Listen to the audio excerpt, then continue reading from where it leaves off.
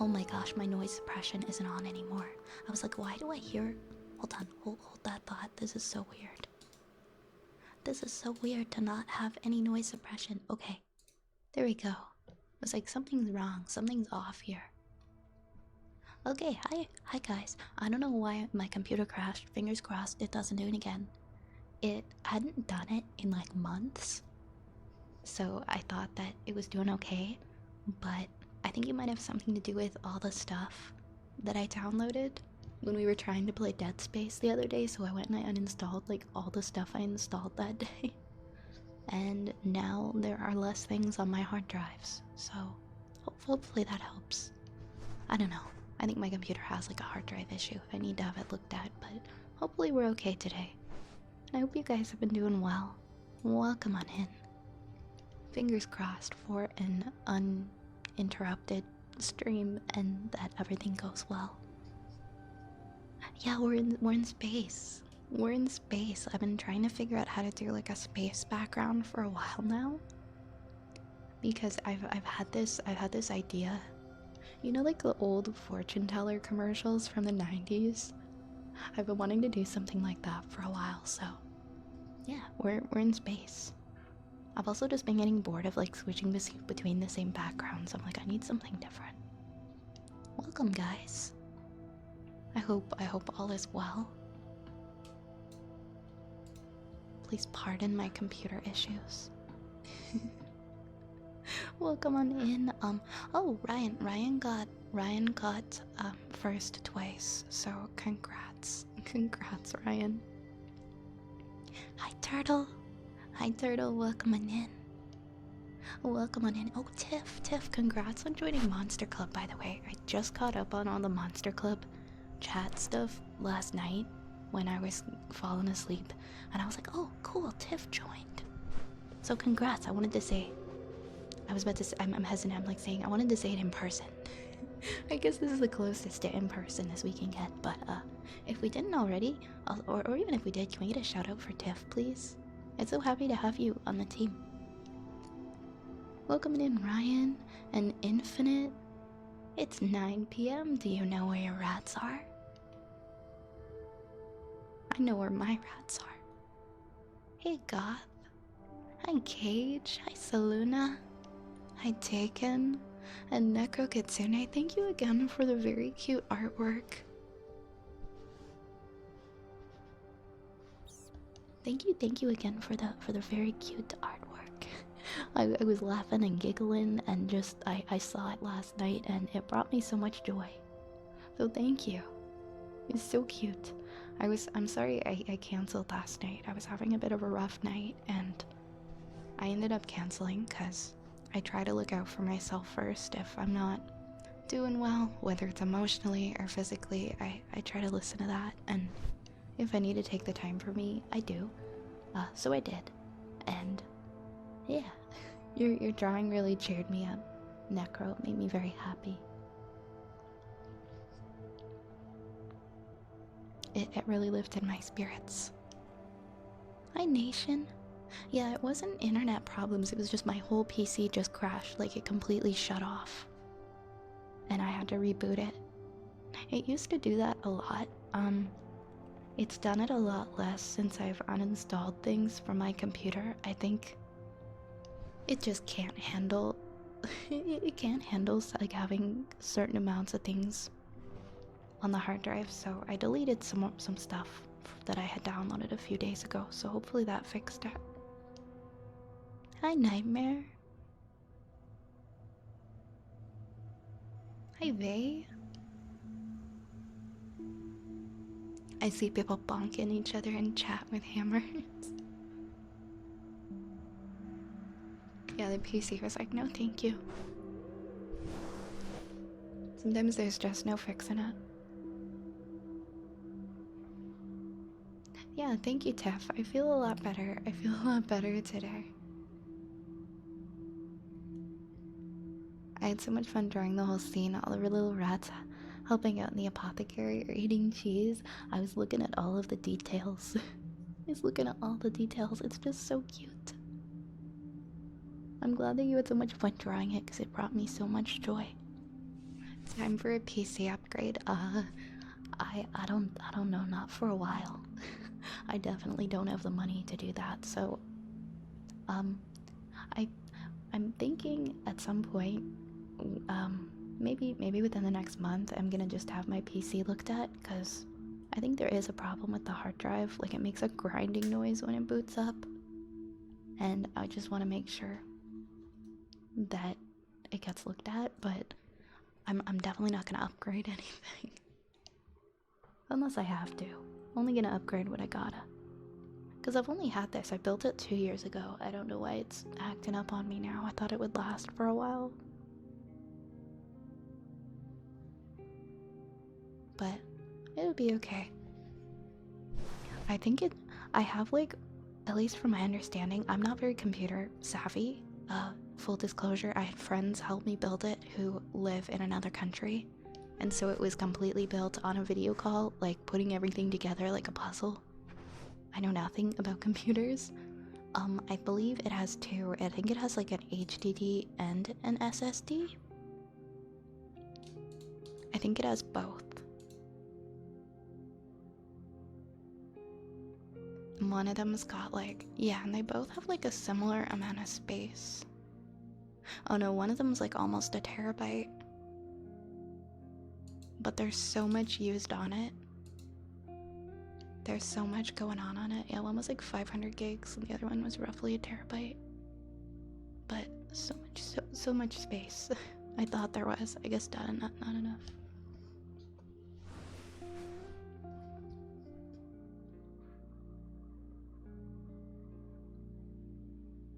Hi, Base Freak. Hi, Base Freak. Welcome in. Welcome.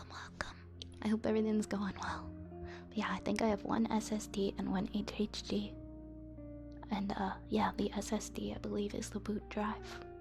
And then we put the extra one on to put like all my games and stuff to try and make it so it wasn't so hard on the computer. Hi, Annie. Hi, Annie. Welcome. Even a 4 terabyte is $250 nowadays. Okay, maybe I do need to do an upgrade at some point. Oh my goodness, Duck, how are you? Thank you so much for gifting 2 subs to the community. That is so sweet of you. Thank you. Thank you. Ducky, I haven't seen you around in a while. How are you doing? Also, I gotta bring these rats out to play. We got some summons. Thank you so much, my friend. Let me know if there are any ASMR redeems that you would like. Whoa, why am I not in the middle anymore? Also, thank you for the hydrates, guys. I'll get those in a second as well. So we got hydrates, we got this guy, we got a hot dog.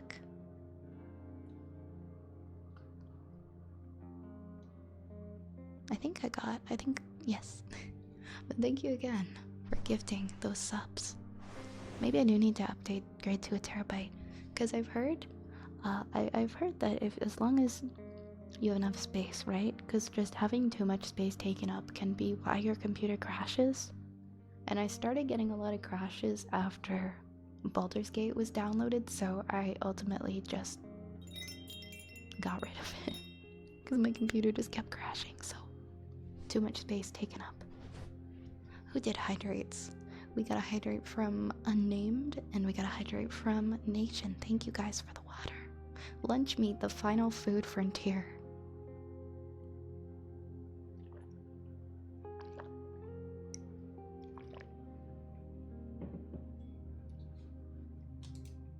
How much space do I have on my C drive?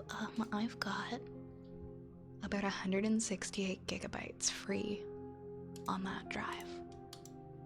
On my C drive, which I don't think is very good.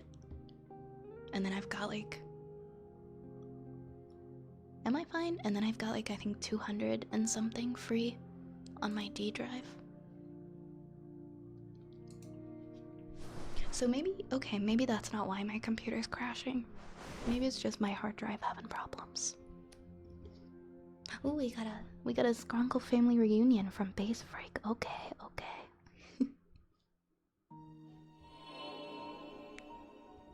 It's if you end up having less than 20. Okay. It's definitely worth Definitely worth having it looked at, I think. Just because we don't really know what's causing the crashes. Don't know how big the Baldur's Gate is so many gigabytes. You gotta have a lot of space free. You gotta have a lot of space free, I think, if you're gonna download Baldur's Gate. But fingers crossed I get my computer looked at before it really crashes. Whoa! Whoa, that's a lot of rats. That's a lot of rats. Ducky, thank you so much for the 1,000 bits. What the heck, Ducky? Thank you. Thank you, thank you. Thank you so much, sweetheart. I appreciate you. Thank you so much. Thank you, Ducky. And please let me know if there are any ASMR redeems you would like. Don't be shy, okay? Thank you so much. Vice gone intergalactic? Only slightly. Only slightly. Ooh, Turtle, thank you for the sticky bomb. I see it was a custom one, so I'm just gonna open my control center so that I can approve it. Me when I see Vi go live. Aww. Aw, that makes me so happy. That makes me so happy. I love you guys. Me when I see you guys when I go live. Thank you for the love. Thank you, Turtle. You've installed and uninstalled things often enough on the D drive, it might need a defrag. Oh, I haven't done that in a really long time. Thanks for the suggestion. Maybe that'll help. I'm struggling with novel editing and it's a pain. I think editing probably is the most tedious part of writing when you gotta go back over everything and decide if you're okay with everything or if you want to change how many changes you want to make on each page. Of course I will, Duck. Of course. This apothecary means so much to me. But I hope that things are going well for you.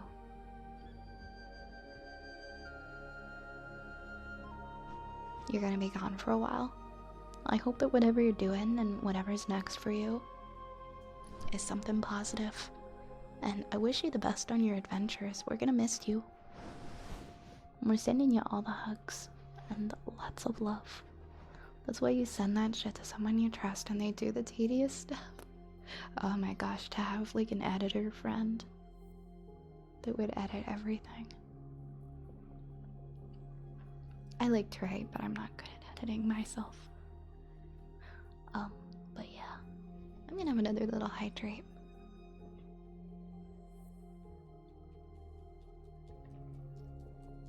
There we go. I need all the hugs too. I need a lot of hugs too tonight, guys. I just watched home movies. I got like these VHS tapes from my mom, and it was like home movies from when I was like a little kid, and I went and got a VHS player from a thrift store, and I put the tapes in, and I cried for like 2 hours. So I'm extra happy I'm here tonight, because then I can stop thinking about the tapes. They were so good and they were so sweet, but sometimes nostalgia is painful.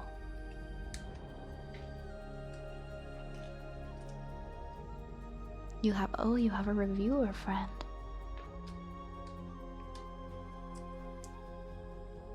I'm being shipped off. Oh my goodness, what does that mean?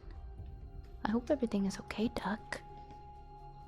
I hope everything is okay. I'm wishing you all the best, okay? You just have to nominate them.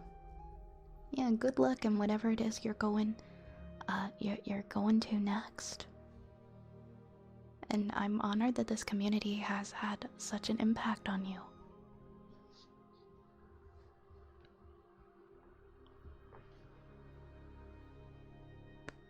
I just learned about this award-winning Indian film that came out a couple years ago. I'm gonna watch this weekend because it's 3 hours long. I hope it's good. I hope you enjoy it. I'm assuming it's good. It's award-winning. I hope that you enjoy it. Yeah, of course. You're more than welcome if you're able to keep in touch at all, Duck. We're gonna miss you so much. I have a bunch of VHS tapes that I would love to play them again. I know one of them is a home video of my first Christmas day. Little baby Necro with cake all over their face. Oh, see mine, there was a lot of Christmas stuff too. It was basically like my birth up until I was like 2 years old. And you could just hear like the joy, because my mom had me when she was a lot older. And you could just hear the joy and the happiness in her voice. Like, I was like everything to her, and I made her so happy. And I don't think I've ever seen her so happy in my whole life as I just did watching these videos. And it makes me wish that I wasn't such a brat growing up, because you could just see like how much she loved being a mom when I was little. So I called her and I was like, Mom, I'm sorry I sucked so much as a teenager. You didn't deserve that. I was just watching these tapes and I am breaking down into like a million pieces. And I'm sorry, Mom. I'm sorry, I love you. Cause, I think we forget sometimes that our parents were young.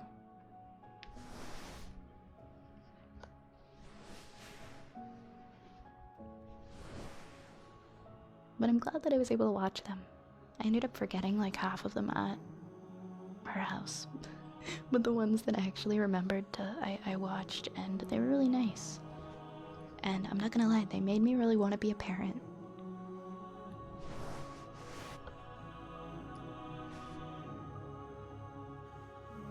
Usually being shipped off means, oh, being deployed into the military. Oh my goodness, that's huge.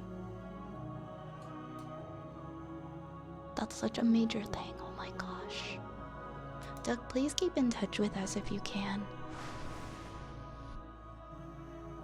Please keep in touch with us if you can. I hope that you stay safe. Maybe training doesn't usually allow phones. I completely understand.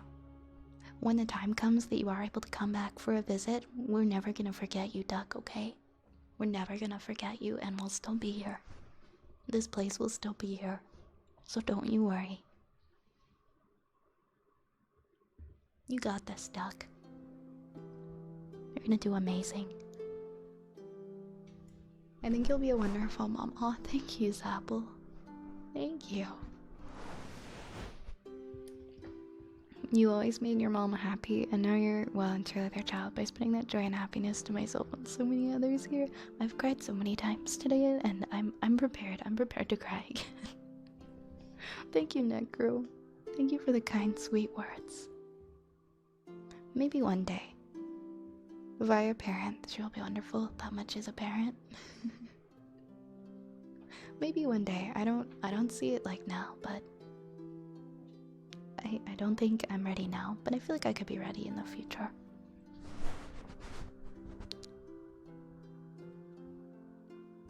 You guys are so sweet. Thanks for being such an amazing person. You're always so supportive. Keep the little rats in check for me. Oh, you are so sweet. You are so sweet, Duck.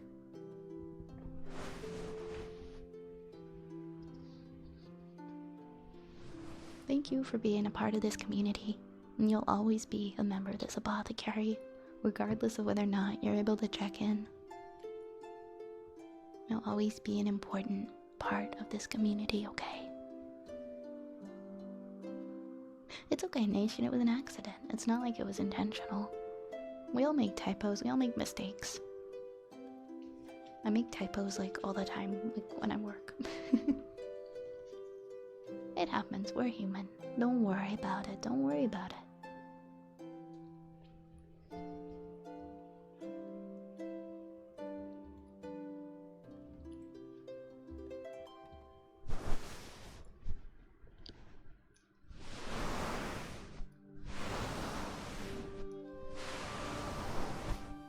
If it makes you feel any better, the amount of times in the past I've typoed shift to shit and told people to have a good shit as I'm leaving my...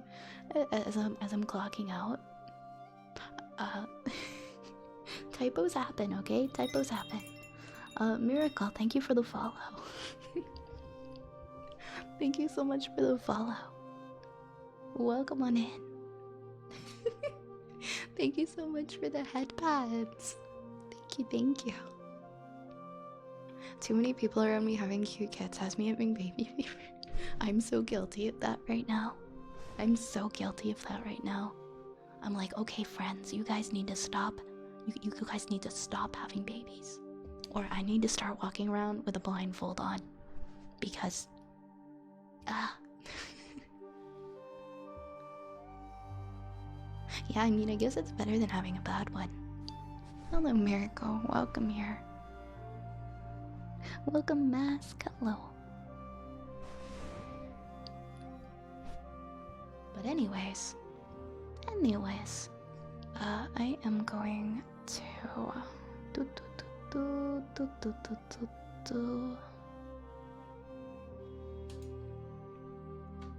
I'm gonna unpause our redeems. So if you guys would like, you can start putting requests into the queue.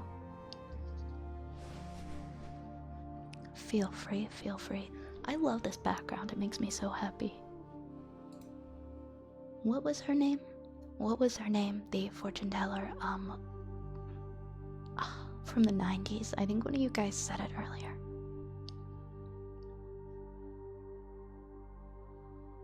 It's better to...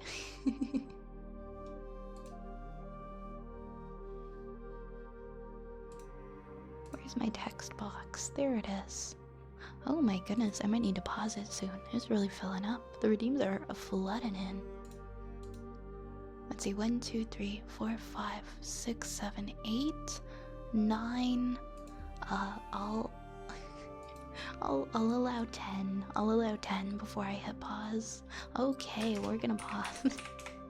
That's a lot.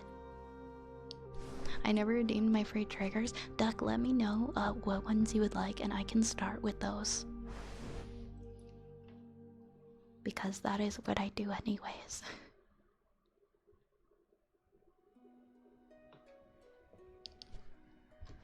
The redeems really came flying in, didn't they? Let me check the queue. To see if let's just double check, see if the queue is working tonight. Okay, cool, the queue is working tonight. Oh my goodness, you are not being annoying at all, Nightmare. Thank you for sharing with us. You're just sharing something you're excited about, and I encourage that. You're getting a tattoo, forget-me-nots. I'm excited for you. Getting new tattoos is always so exciting. Are you doing like a black and white tattoo, or is it a color tattoo? It's all good, Nation. I don't need to take anybody's away. You're okay. Hey, Steel Warm Wind. Welcome on in, welcome on by. I keep breaking skin when I scratch myself, and I don't know how my nails got so sharp. What do I do? I don't know, maybe just scratch a little bit light.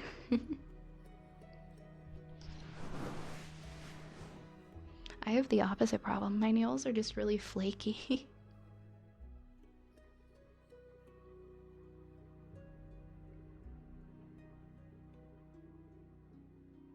You have 2? Yeah, you have 2, Ducky. You have 2. I don't know if it's colored or not, but my mom, sisters, and grandma are getting them and are going with them. Oh, you guys love matching family tattoos. That's lovely. You never reset the CDs from your day stream a few days back? Wait, the CDs?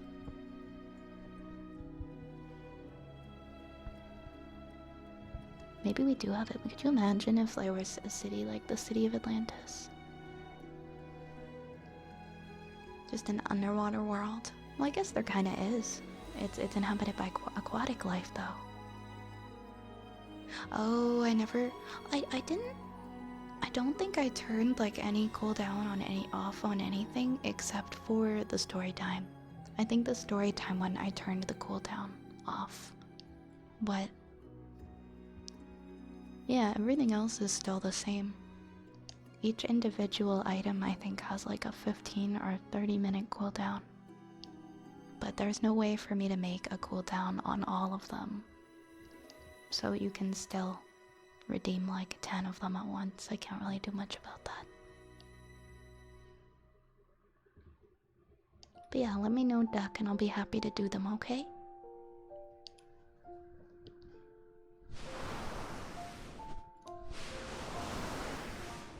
Atlantis is an underrated Disney film. I never watched it, and I think I might have seen it in like bits and pieces actually.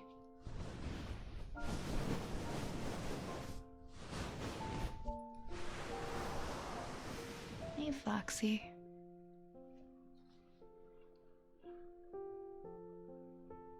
Oh yeah, Treasure Planet. Yeah, you're all good, Turtle. That's how it was before.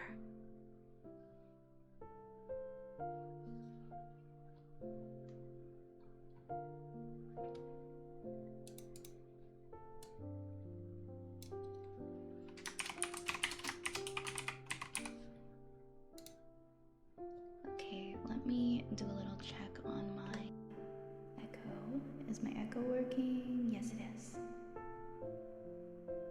Yes, it is. We're in outer space, guys. Welcome to outer space. Welcome to journey to the center of the earth. Please put on your seatbelts. I can't stress this enough. This ride is like 100 years old. Please put on your seatbelts.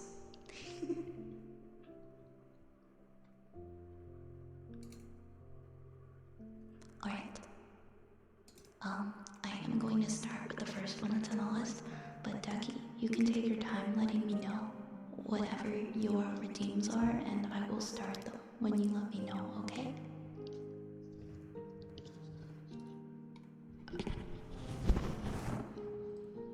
And I always forget to take these off of this. Here we go. Do do do do do do.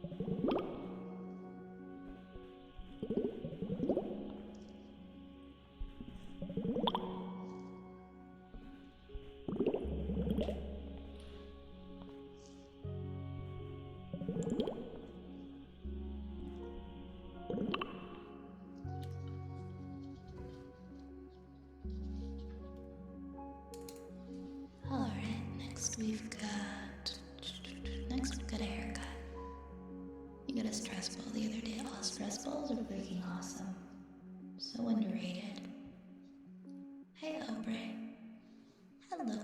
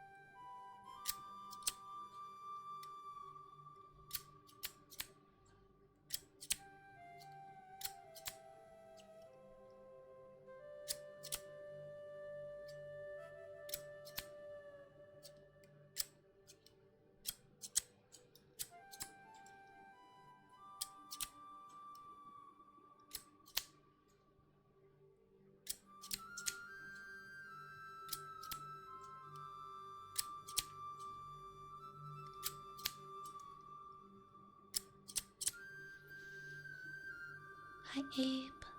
Welcome in. How's it going? Good to see you.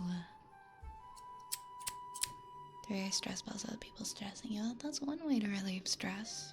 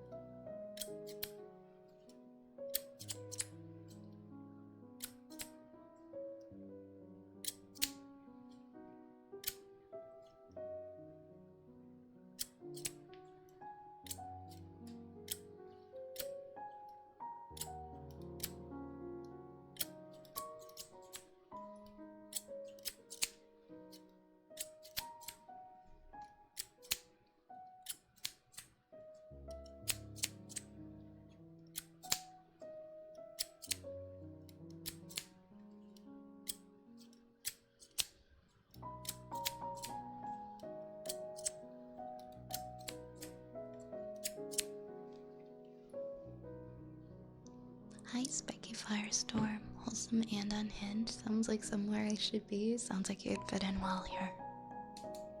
I think that's one of the best ways to describe us. Sometimes wholesome, sometimes unhinged.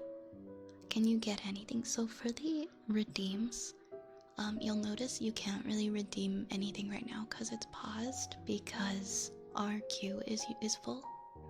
So when I open it, usually I allow maybe 10 things in the queue at once, then I pause it. Every time I open it, it gets bombarded with redeems. So I let 10 in, I pause it, I do those 10, then I open it again, because then nobody's waiting forever for their redeems, and they don't pile up that way. Okay, because we've got... I mean, sometimes I leave it open if it's not like a very high traffic redemptions, but usually at night it is. Alright, we've got water jar next. I'll put it in the text as well, just so people know it's currently full.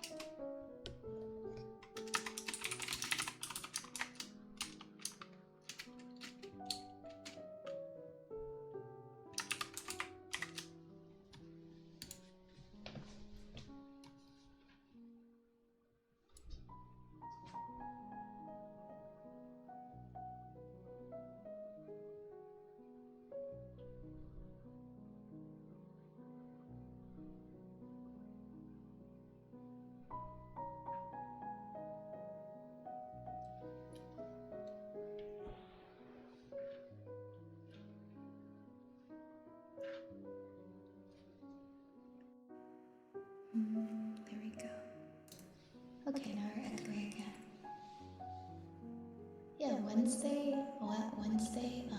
whatever you are. Once I've finished, I think we've got 8 more in the queue. You guys can look at the queue by putting command Q in the chat like this, and then you can see what's currently happening and what's up next. Once this is cleared, I will open it again. So all of the songs that I have in the background for this stream are from Epidemic Sound. I've got a lot of different songs that I've pretty much collected off of there. I've got a membership to it. And they're all under like the fantasy, classical, peaceful category. See if I can go under properties. I need to find a way, okay, something I'd like to do in the future is to find a way for it to automatically put what is currently playing from my playlist. Because then people can know what the songs are. But I can tell you that they're all on Epidemic Sound. SwitchD, thank you so much for the resub. Thank you for 5 months. Thank you, thank you, thank you. I appreciate that. Thank you so much. Thank you, thank you. Let me know if there's a redeem that you would like, okay? And Ducky, if you're still here, that still stands for you, of course, for your 2 at any time in the stream. Just let me know what they are and I will do them for you, okay?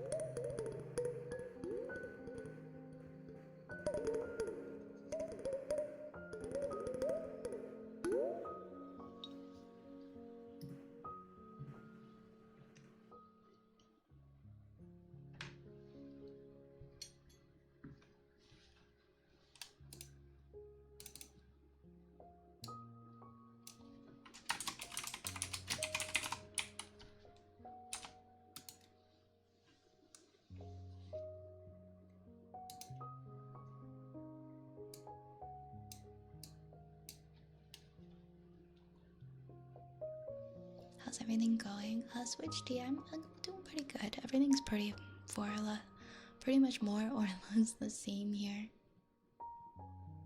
Hi, Dark Zeus. Welcome, welcome. Welcome, welcome.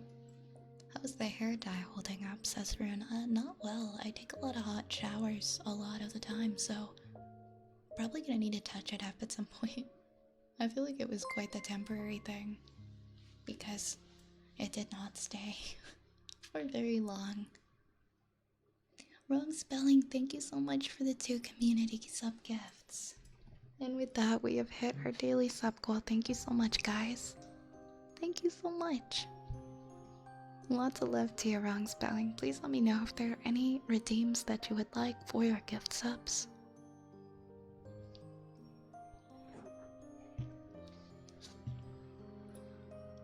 Thank you so much. Thank you for the support. Always appreciate it. Always appreciate you.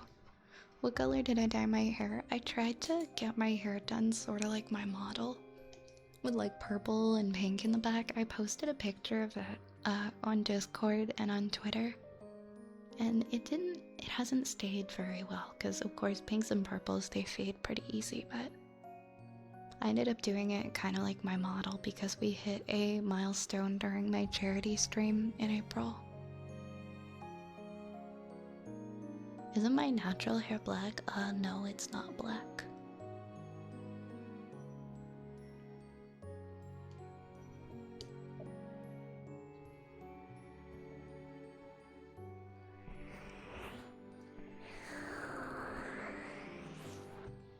Is it violet?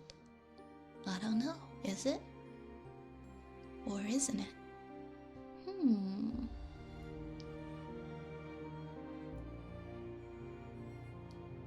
I'll leave it up to interpretation.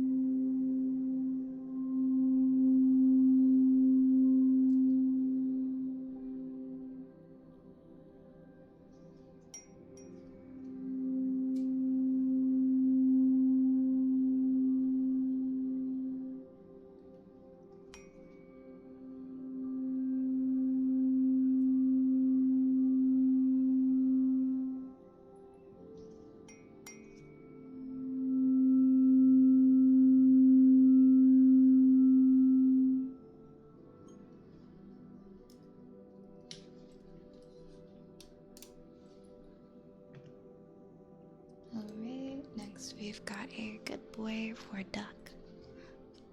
Duck, I'ma refund you for that, by the way.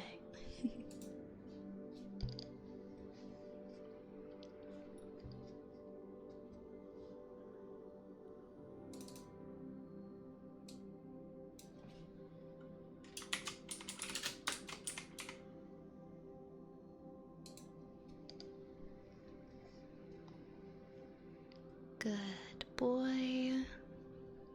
Good boy, Ducky. Good boy. Good boy. You are such a good boy. Good boy. Good boy. Good boy. Good boy. Good boy. Good boy, Duck. Good boy. Good boy. Good boy. You are such a good boy. A very good boy. Good boy. Good boy. Good boy. Good boy. You are such a good boy. Good boy. Good boy. Good boy. Thank you. Hey, thank you for the hydrate, Necro. Ooh, I need to plug in my phone, or there will be no more face tracking. There we go. I need to turn on my little fan for my phone too. Oh no, my face. There we go. Now it's back.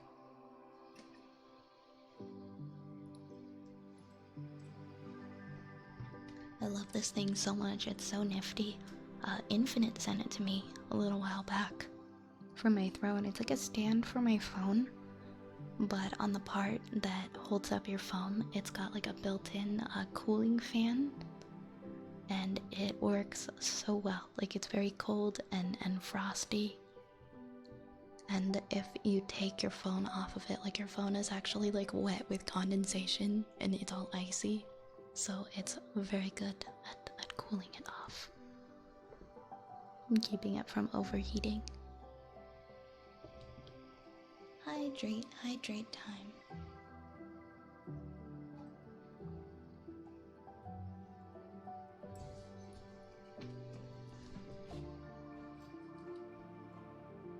Okay. Hi, Rose. Vi's good. How is Rose?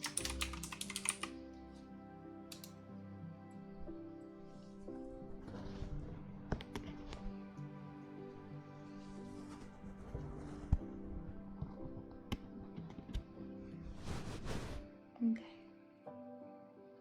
1 second. Am I still echoing? No.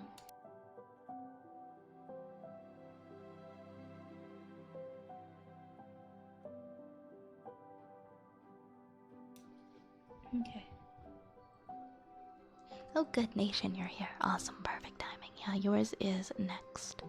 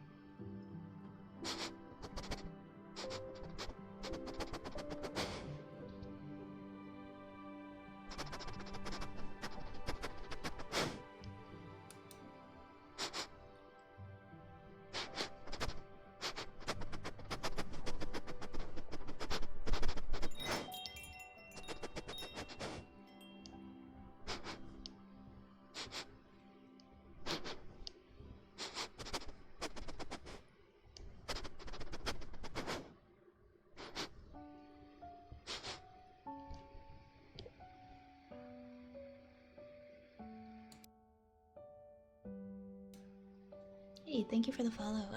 Good Disgonzi. Thank you for following. Welcome on in. Oops.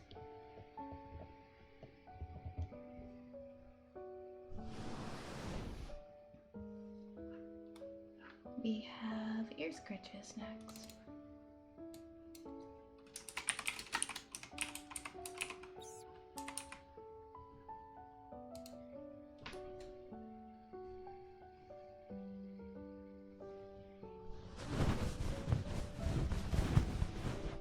Hey, Frigid.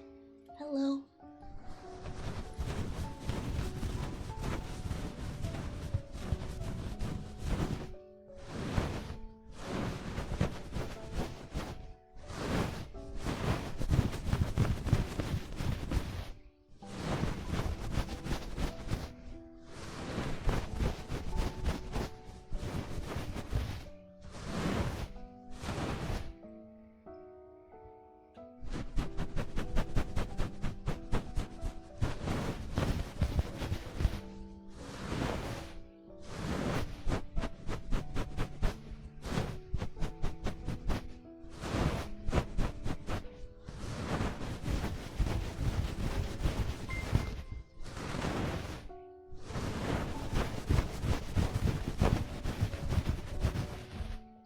Thank you for the resub, Phantom. Thank you, thank you. And thank you to Rune for that sub gift to Phantom. Thank you so much. I hope you've been doing well, Phantom. It's good to see you. Happy 6 months, okay? Happy 6 months. It has been 6 whole months since you first subscribed. 6 months. How are you doing, Phantom?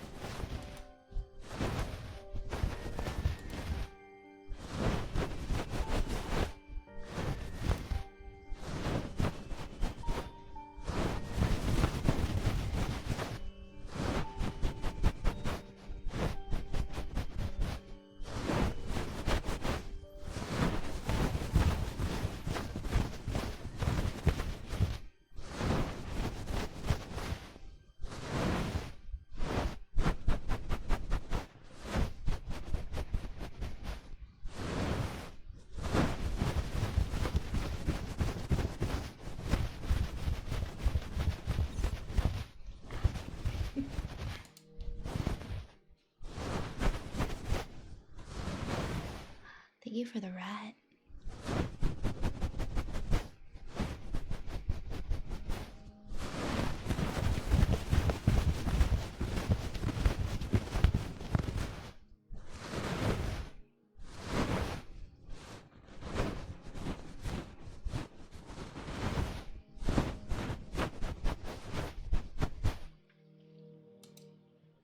Thanks for the hydrate.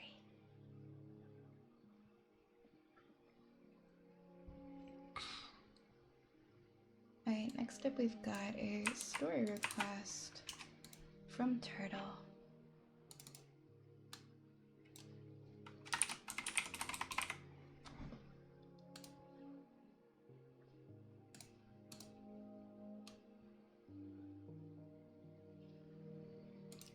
Yay, we got more cars.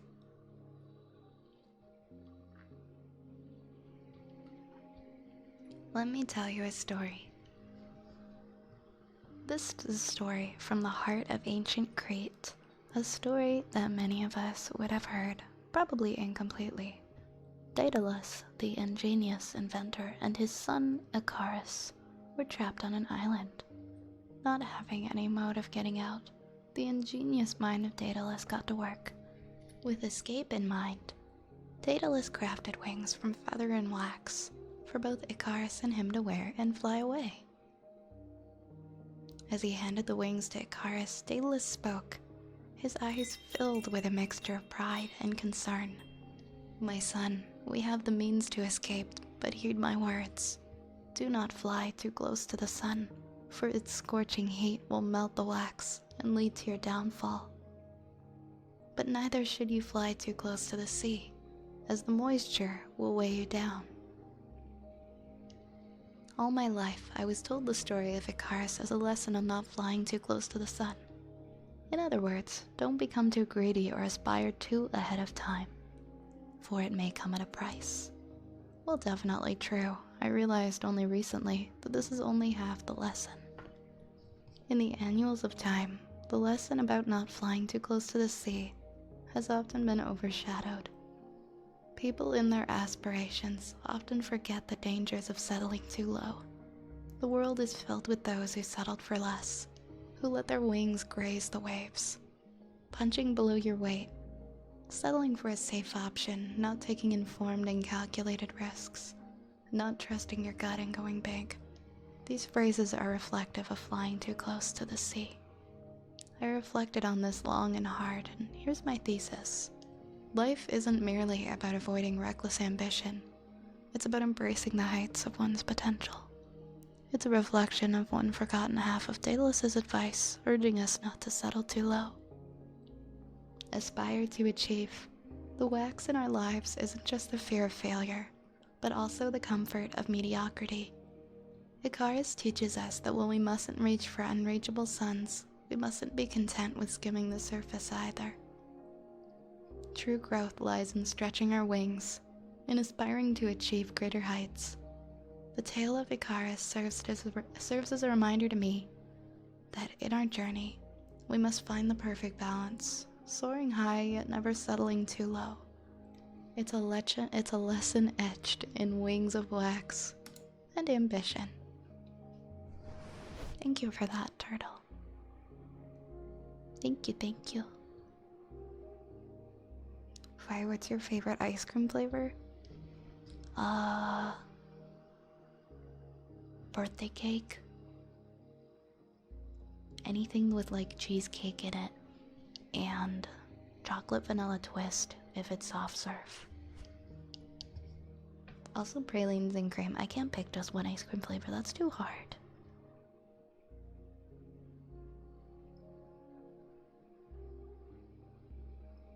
Can I read The Lord of the Rings? I mean, I could. If somebody requested Lord of the Rings, I technically could read Lord of the Rings. I'd read like 15 minutes of it.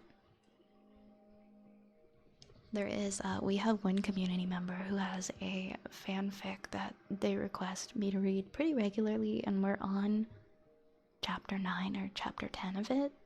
And it usually takes about 15 minutes to read half a chapter, so I'll read like half a chapter per stream that they redeem it. If somebody wanted me to read Lord of the Rings, I would read like 15 minutes of it if someone did, and then I would keep carrying on with it every time they redeemed it, sort of thing. Guga Booga, thank you for the follow.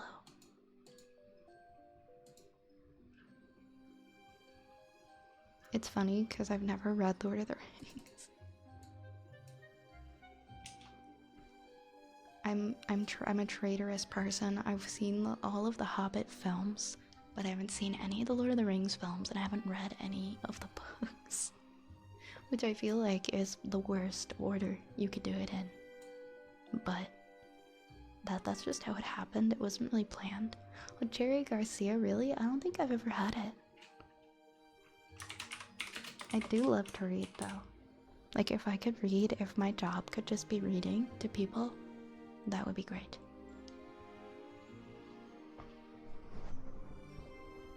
Magic Trios. I vaguely remember Magic Trios.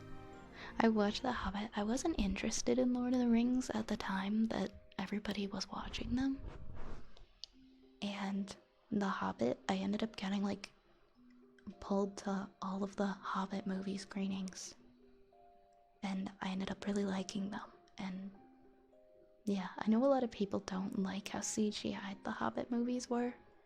And so they get a bit of a bad rap. But I actually own the box set of the Hobbit movies. They have like all the Blu-rays.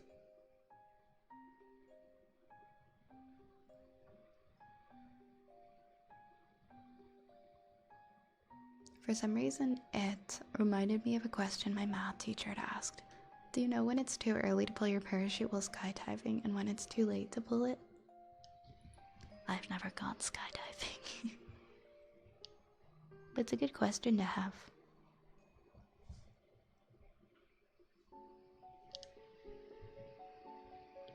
You read all the books more than once. I know that they're good books. I can request pretty much any book that's appropriate. Or do you have to have the book? I think I can read pretty much anything.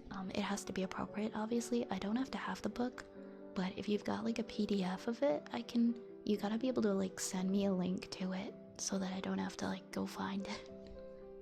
But if it's something like Lord of the Rings, that would be fine. If it was a newer book, I don't think I could. I don't know, like, as far as copyright goes, if it's something new, I don't know if I'm allowed to read it or not. You raise a good point. Maybe it should be called ground diving. Good night, Nightmare. Have a good sleep, okay? Right when you jump out and when you hit the ground. So you can pull your parachute pretty much at any time, I guess. It doesn't really matter, does it?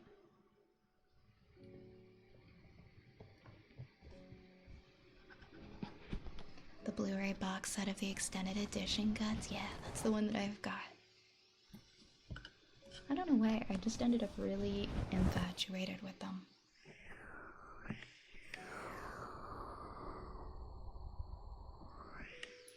I'm jealous of people who don't have that fear of just free falling and aren't paralyzed by that fear. I feel like it could be so much fun to skydive, but I've said before, I'm like, I don't think my heart could handle it.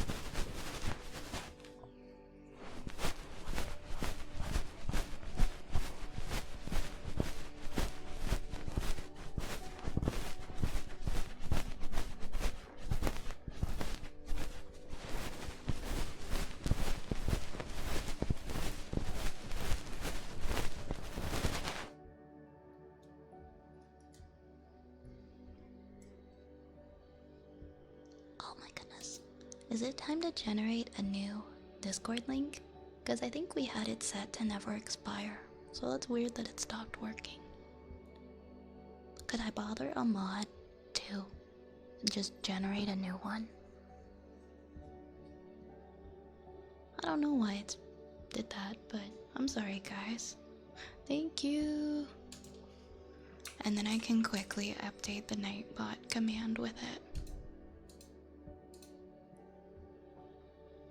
Here we go, Discord. I don't know why it says that it's like infinite and it will never expire, because it always seems to. But don't worry, guys, we're in the Discord link. We've got one more thing. And that's gonna be heartbeats. And then we'll reopen the queue. So stay tuned for after that. So if you have stuff you want to redeem, you can do that. We'll reopen after heartbeats. Thank you for the follow. Hey, Turtle Expert. Yeah, Discord makes its own rules. Yeah, go ahead and post it there, and then I'll grab it and put it in the Nightbot command. Hey, PJM. Thank you. I'm gonna copy that right now. And I have it open, so I'm just gonna quickly paste it here. Alright, now when we say Discord, that should work.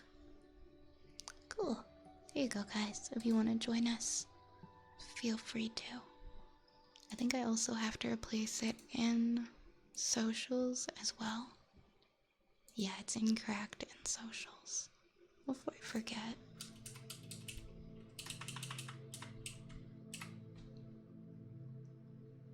Just doing this now, because I know I won't do it later. I'll get sleepy and I'll forget.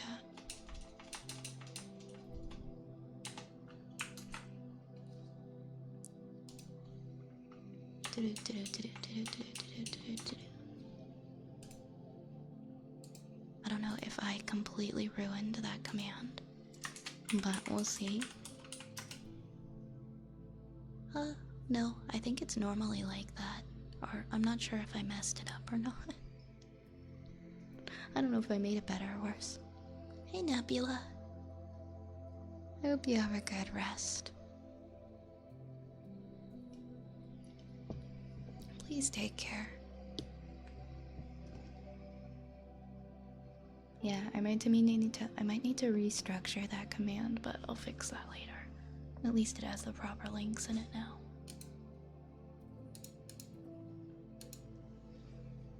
Hey, Mr. Birdie. I'm glad to hear that. Welcome in. I gotta mute for a second. I'm wearing overalls and they are loud.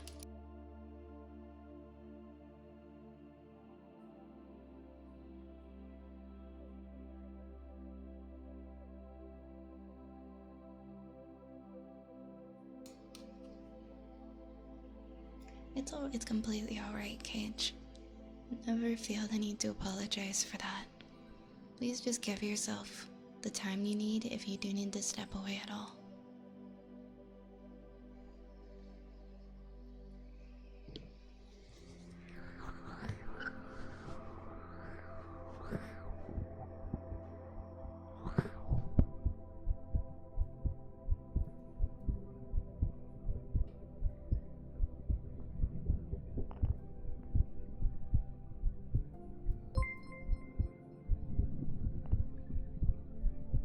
Well, Turtle, thank you so much for gifting us up to Turtle Expert.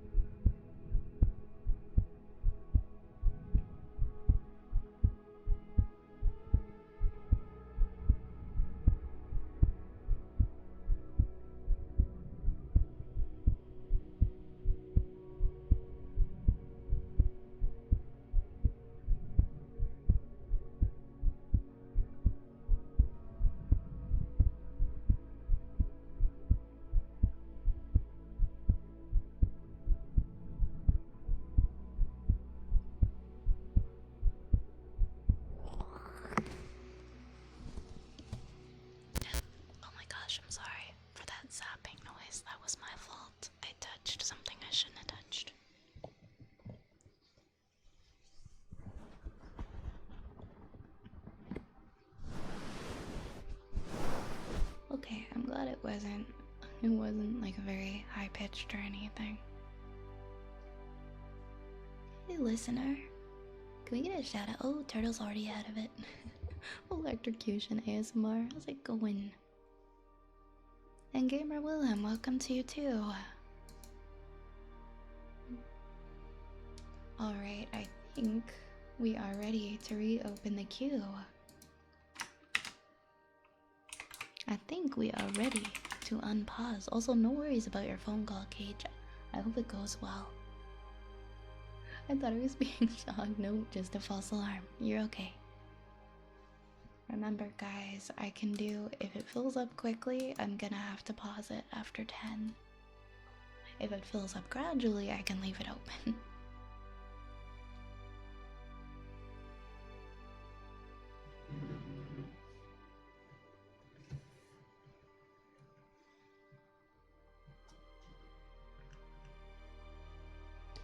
I've got Yar's favorite redeem. Yar Shenchi. Yar Shenchi, go fuck yourself.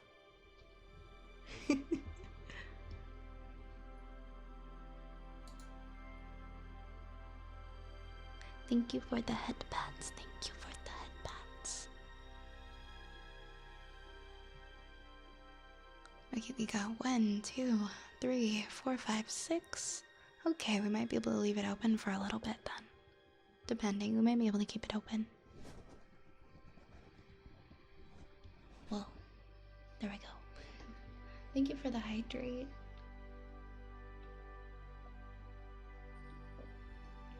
Cool, cool.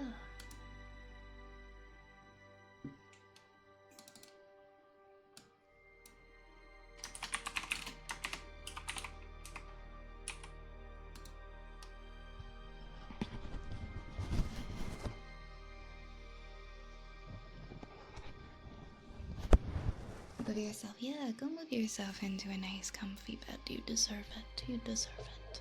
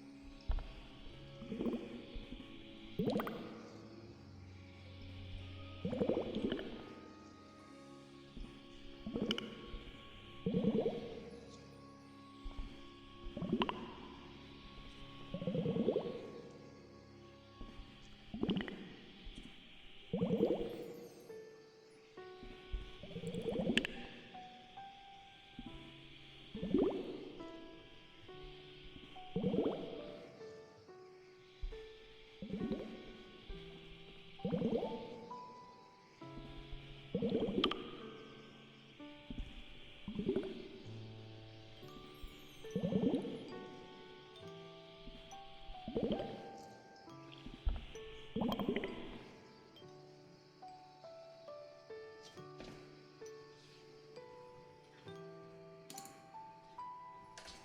many more fortune cookies do I have? Oh my goodness.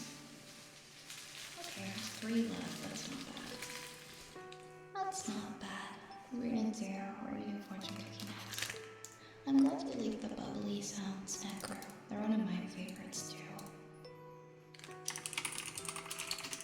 I'm glad I got at least one fortune redeem because, I mean, come on, I'm on this background.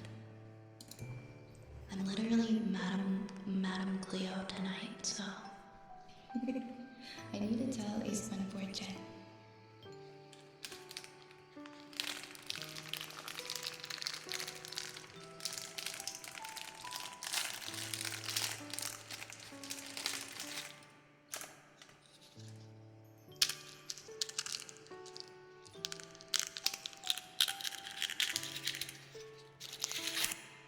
Thank you so much, Gamer Willem. Let's see what your fortune is.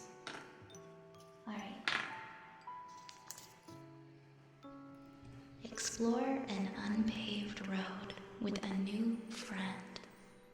Explore an unpaved road with a new friend.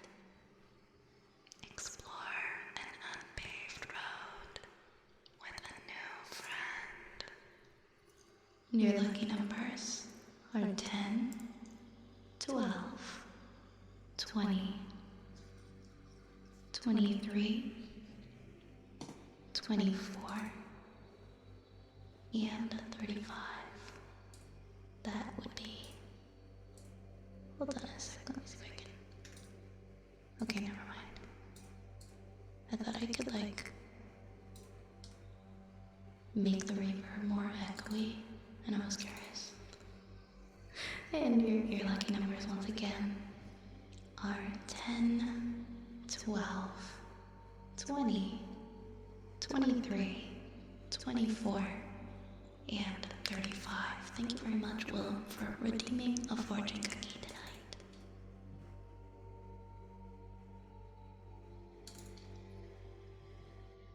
Everyone gets 6 because it's from an actual fortune cookie that I open on stream. So everybody gets 6 numbers. Good boy, Johnny. Good boy. Good boy. Good boy.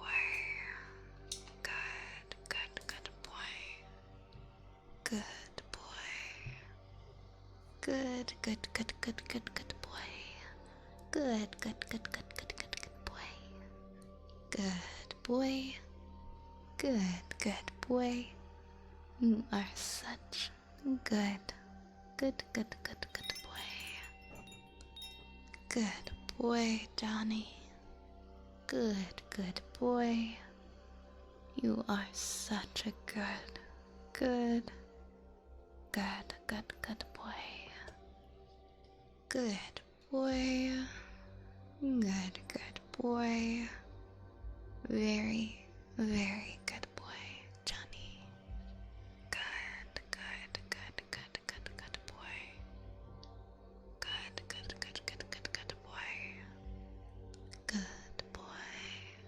Good boy. Good boy. You are such a good boy. Of course you can, Turtle. Of course you can. Thank you for the hydrate, long boy.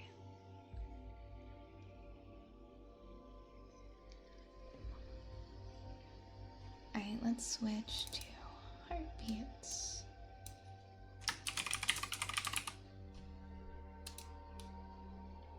I'm gonna try something.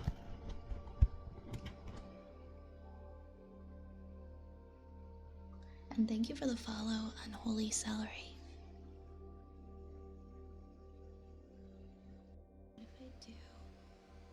What if I do mono for heartbeats? Let's try that. But I need noise suppression.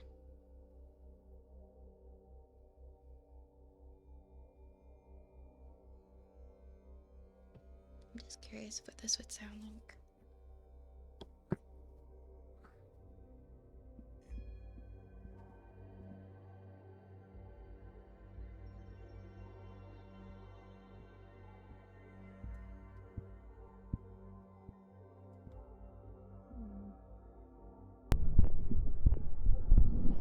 Okay, yeah, never mind.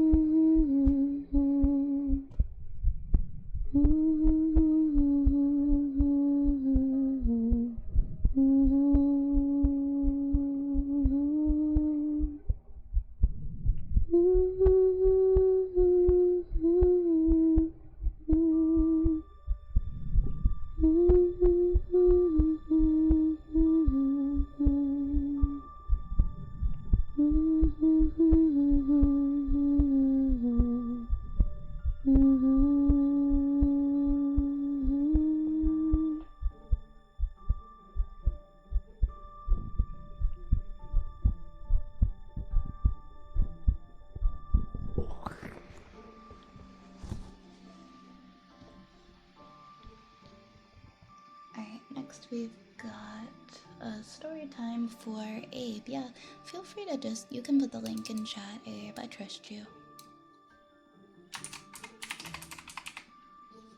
I just got there, so no worries.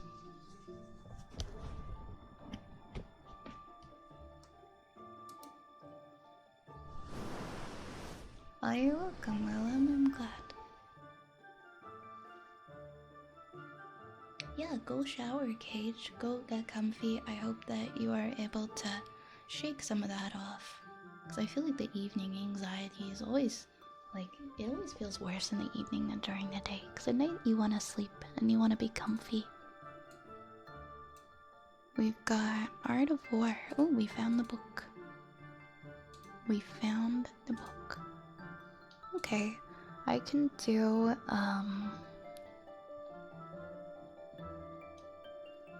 okay, I'm gonna start reading it and we'll see how far we get. Alright, what time is it right now? It is. Or, sorry, we're at the 1:40 mark. Got it. Let us learn how to fight our battles.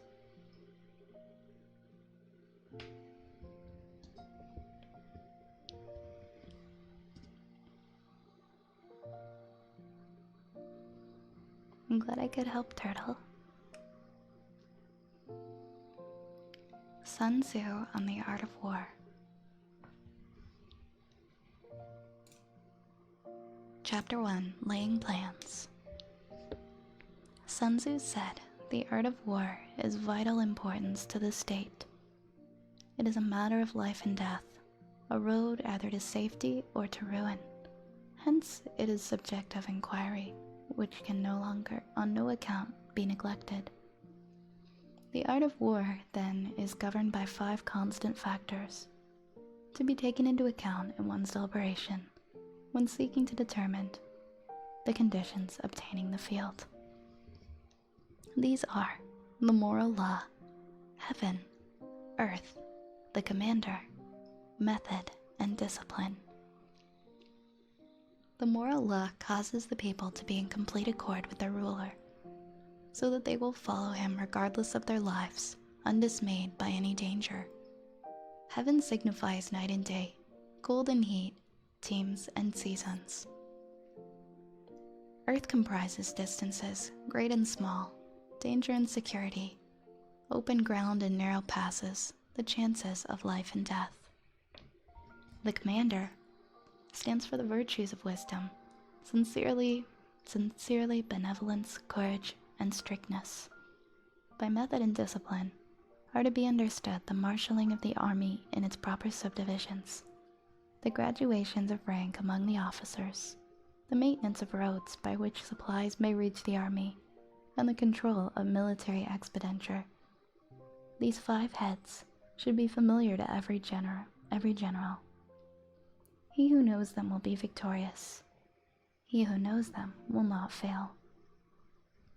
Therefore, in your deliberations, when seeking to determine the military conditions, let them be made the basis of comparison in this wise. Oh my goodness. Sylvan, thank you so much for the raid. Hello, raiders.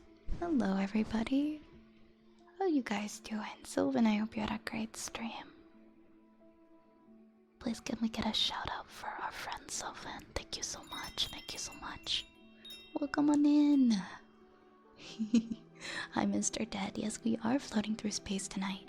I'm like the what's her name? Madam something, the fortune teller. Madam begins with a C. Clarice,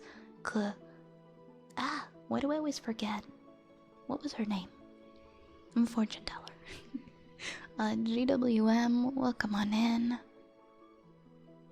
Hello, Vanilla Angelic.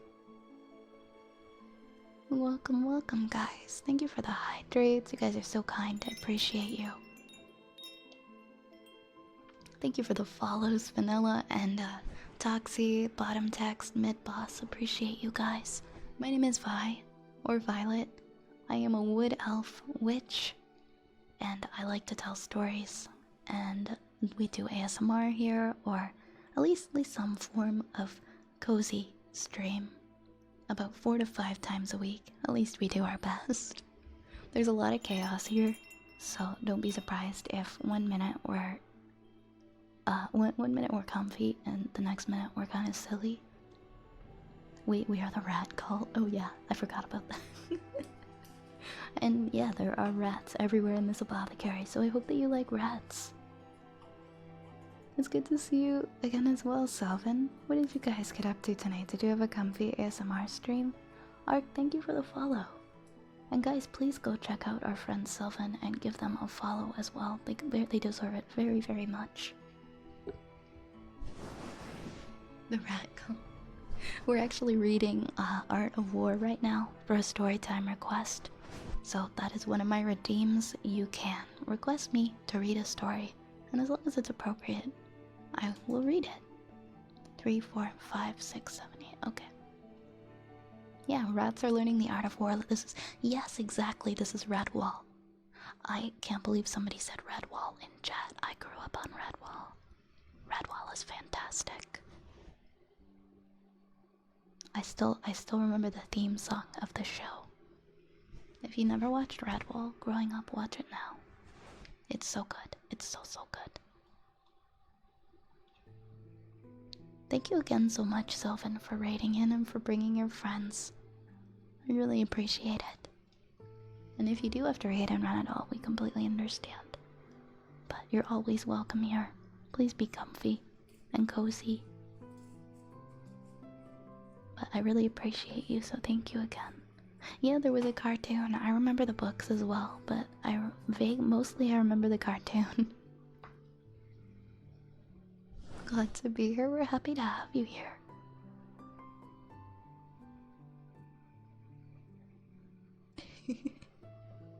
Yeah, Redwall was great. Oh, thank you so much for the headbands. You were so sweet. I would read, I mean, if you really wanted me to read My Immortal, I guess I could.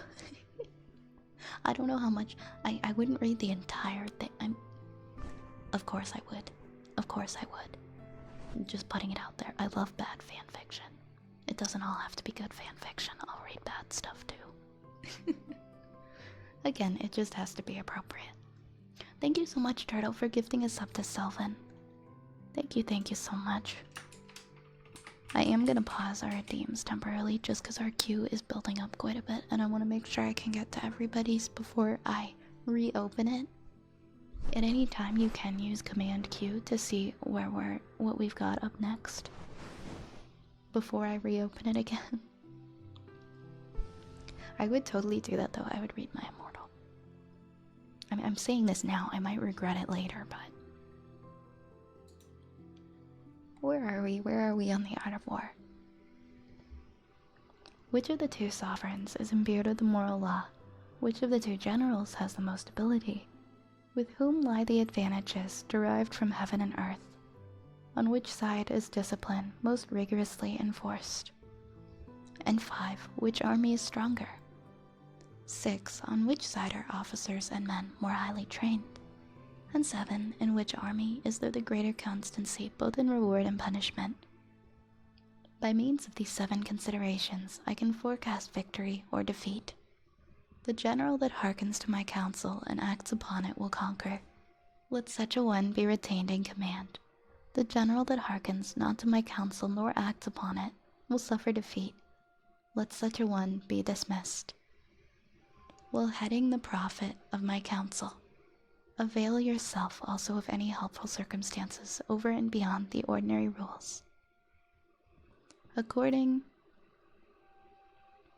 as circumstances are favorable, one should modify one's plans. All warfare is based on deception. Hence, when able to attack, we must seem unable. When using our forces, we must seem inactive. When we are near, we must make the enemy believe we are far away. And when far away, we must make him believe that we are near. Hold out baits to entice the enemy, feign disorder, and crush him. If he is secure at all points, be prepared for him. If he is in superior strength, evade him. If your opponent is of choleric temper, seek to irritate him. Pretend to be weak, that he may grow arrogant. If he is taking his ease, give him to no rest. If his forces are united, separate them. Attack him where he is unprepared. Appear where you are not expected.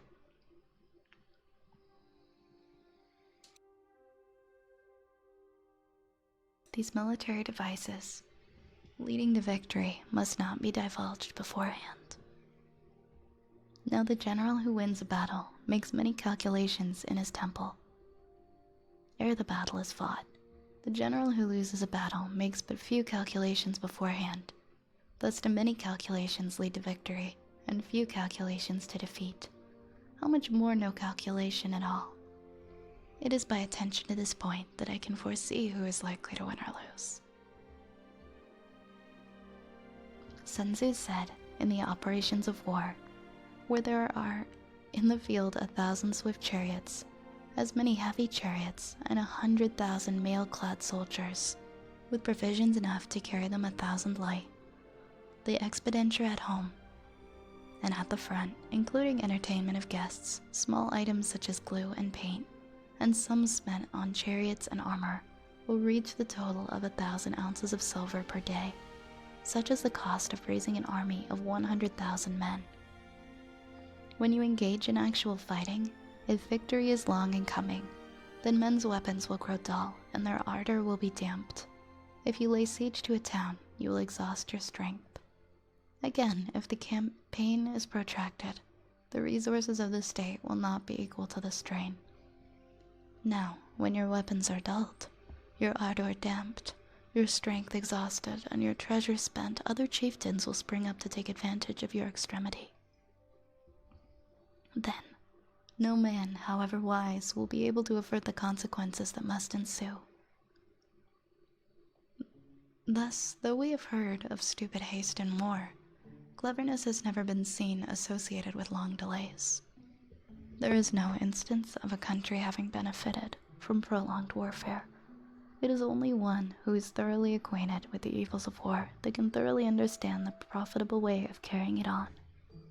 The skillful soldier does not raise a second levy, neither are his supply wagons loaded more than twice. Bring war material with you from home, but forage on the enemy. Thus the enemy will have food enough for its needs. Poverty of the state exchequer causes an army to be maintained by contributions from a distance.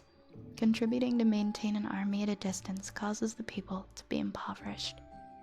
On the other hand, the proximity of an army causes prices to go up, and high prices cause the people's substance to be drained away.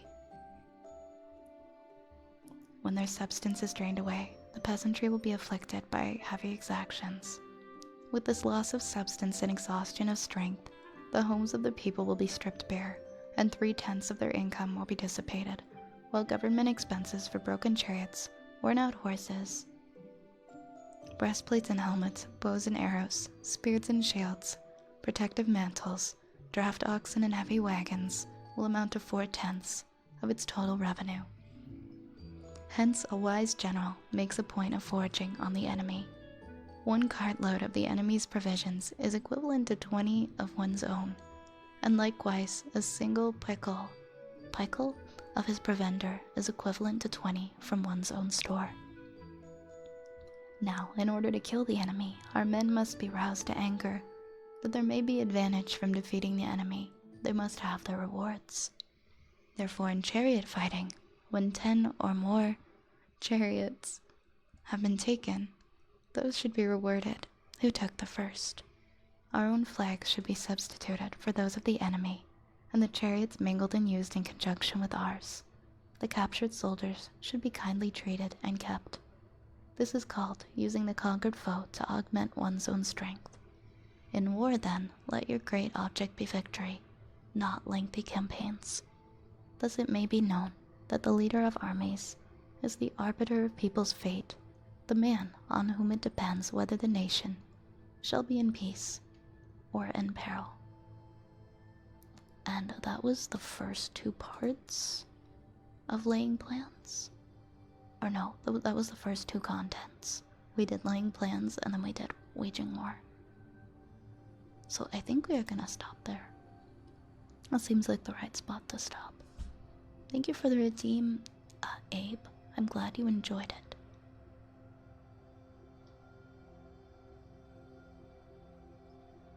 Thanks for lurking, Frank. Welcome in, Frank, by the way. I hope you've been well. Yes, base, Redwall was Canadian. It might not have been big in the States. It was on like a small Canadian TV network here. Thank you for thank you for over 50 gifted subs to the community, Turtle. You got the different colored gift box now. Thank you for all of your support to this community. I really appreciate you.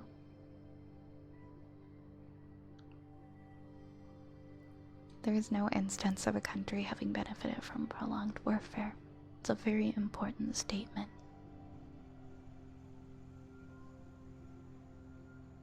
I kind of like moths. I kind of like moths.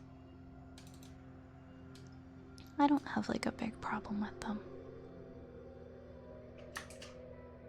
Yeah, if you liked the books growing up, Tiff, I recommend watching this show and seeing how you like it.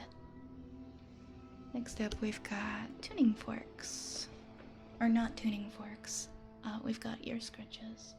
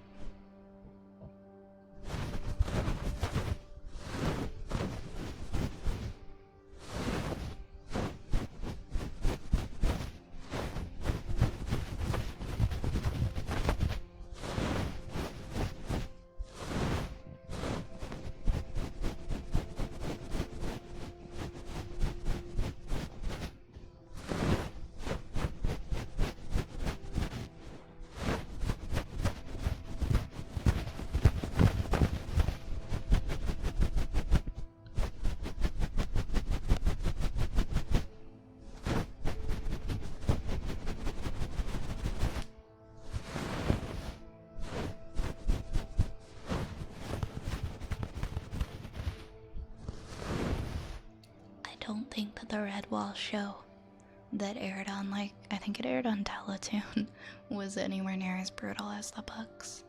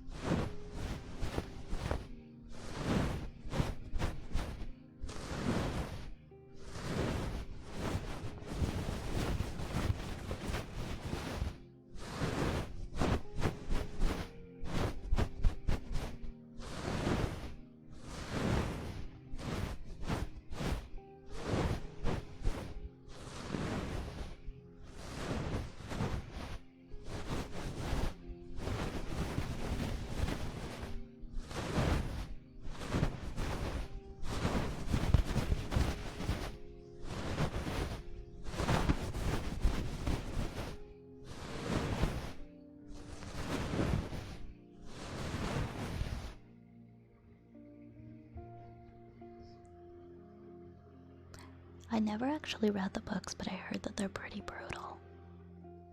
They're on my list to read. Have I ever played League of Legends? A long time ago. Like 2015-ish. Yeah, around that time I was really sick and I couldn't leave my house, and that lasted for a couple of years.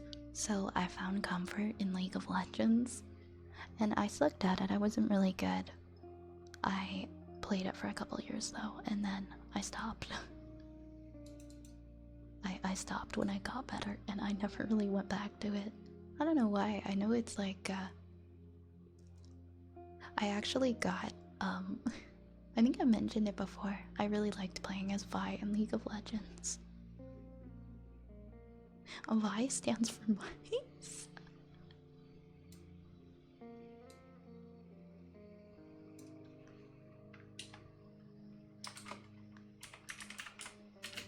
And now my friends are like obsessed with TFT, and I'm like, I don't know what that is.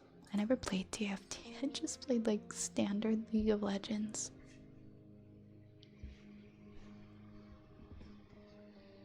I hate that I couldn't figure out how to play TFT. I didn't really give it much of a chance. I got confused by it, and then I just was like, I don't want to do this right now. I'm sure I could learn how to do it. Vi the bad cop. I really want to watch Arkham. Or not, wait. Not Arkham.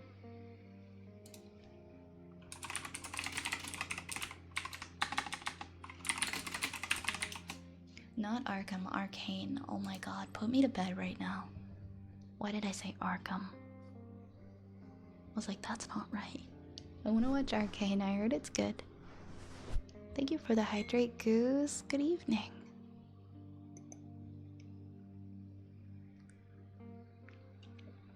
Ooh, you've got something exciting happening. That's right, Turtle. I think I recall you saying something like, I'm glad that Vi is streaming for reasons that I am keeping to myself. I hope that whatever it is, I'm excited for you.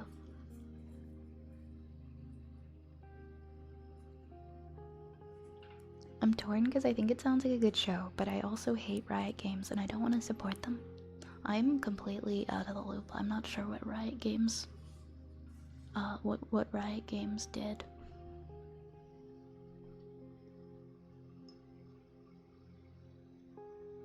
But from what I saw, it sounds like a good show. People were tripping at the new Season 2 trailer because the Arcane viewers didn't know that Vi became a Piltover cop. But everyone who had played League knew it already. Oh, I see. I could see that being like a split opinion, I guess.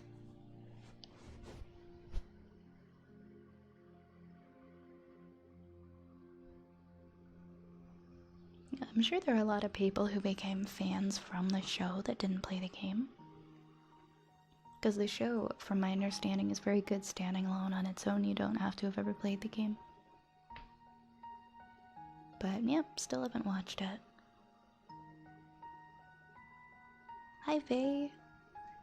This is what normal audio is like. I've had the 360-degree audio one with it. Oh, you didn't have the binaural audio. Oh, is it bad employee treatment? That's unfortunate.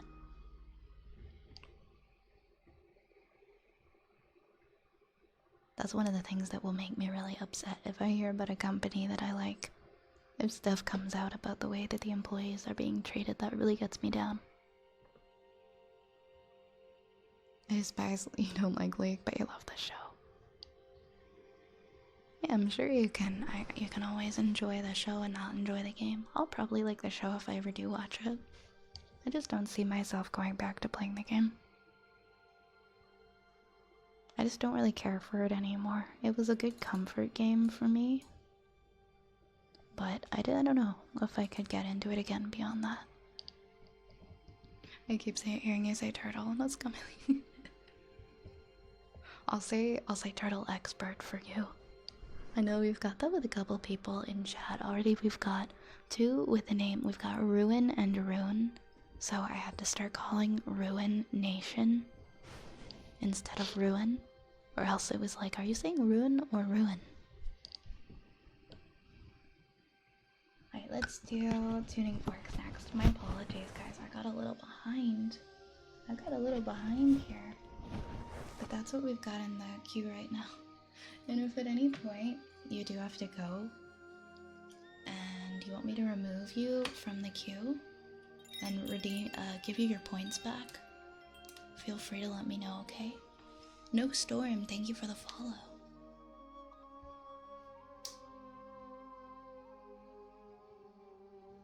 There's a lot of workplace issues regarding sexism. Oh, that's shitty. That's so shitty to hear.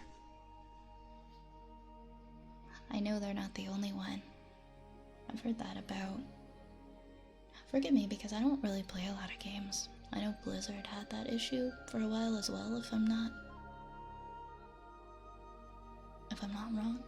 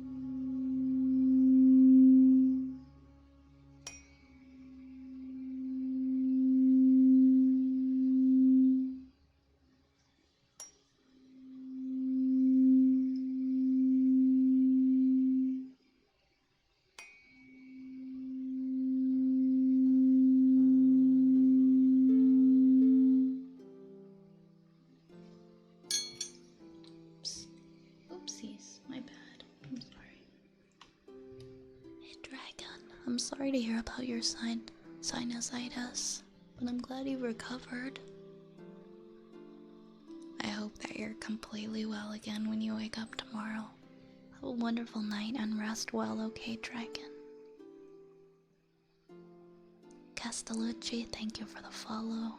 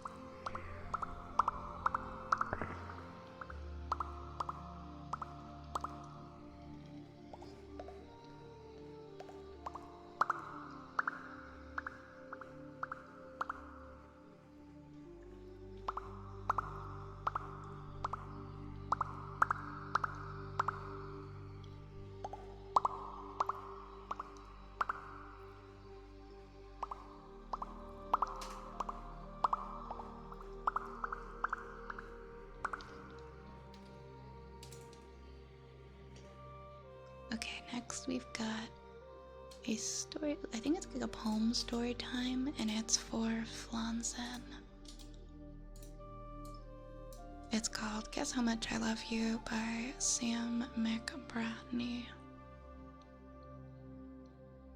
Let me see if I can find it.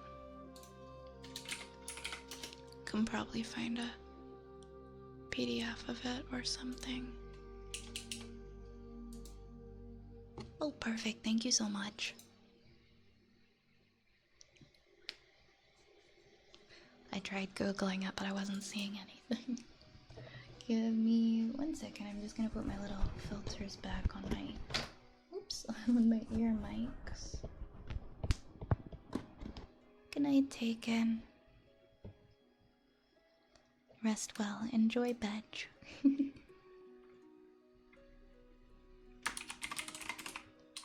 Oh my gosh. There we go. Alright, Guess How Much I Love You by Sam McBratney. Illustrated by Anita Jerome.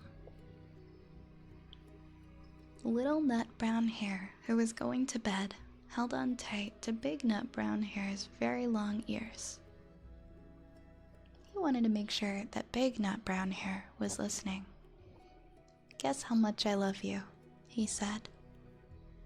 "Oh, I don't think I could guess that," said Big Nut Brown Hare.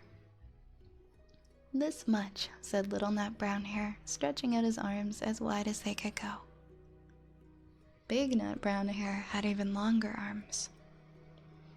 "But I love you this much," he said. That is a lot," thought Little Nut Brown Hare. "I love you as high as I can reach," said Little Nut Brown Hare. "I love you as high as I can reach," said Big Nut Brown Hare. "That is quite high," thought Little Nut Brown Hare. "I wish I had arms like that." Then Little Nut Brown Hare had a good idea. He tumbled upside down and reached up the tree trunk with his feet. "I love you all the way up to my toes," he said. "And I love you all the way up to your toes," said Big Nut Brown Hare, swinging him up over his head. "I love you as high as I can hop," laughed Little Nut Brown Hare, bouncing up and down. "But I love you as high as I can hop," smiled Big Nut Brown Hare, and he hopped so high that his ears touched the branches above. "That's good hopping," thought Little Nut Brown Hare. "I wish I could hop like that." "I love you all the way down the lane, as far as the river," cried Little Nut Brown Hare. "Well, I love you across the river and over the hills," said Big Nut Brown Hare. "That's very far," thought Little Nut Brown Hare. He was almost too sleepy to think any more. Then he looked beyond the thorn bushes, out into the big dark night. Nothing could be farther than the sky.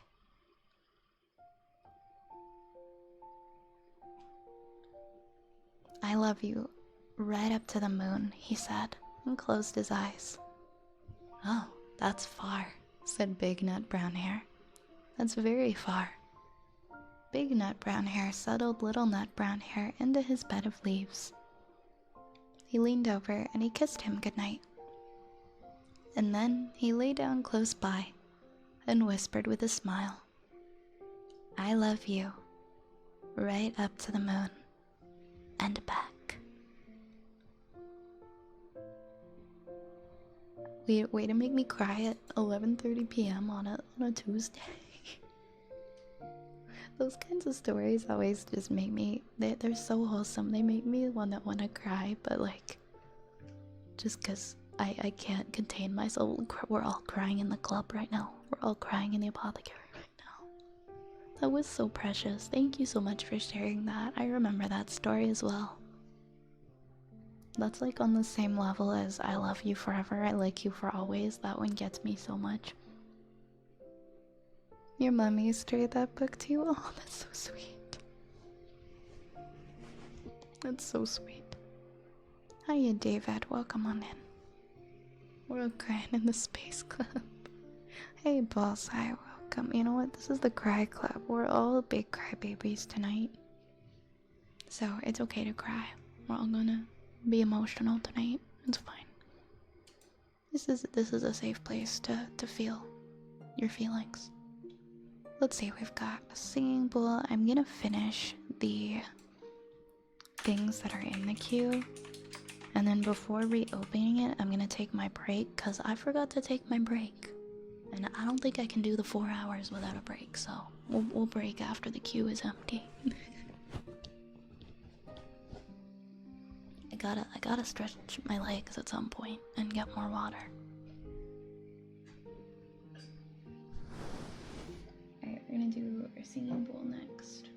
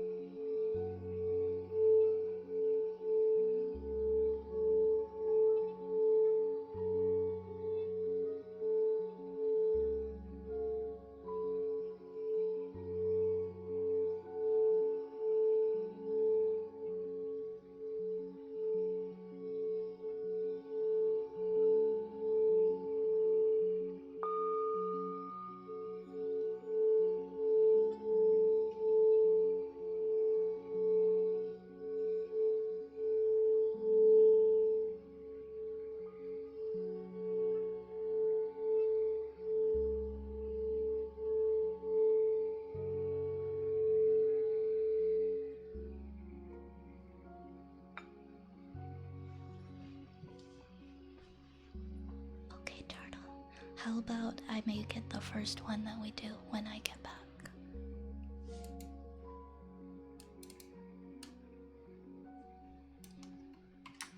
Man, I'm just on a feels trip today. This whole week, honestly.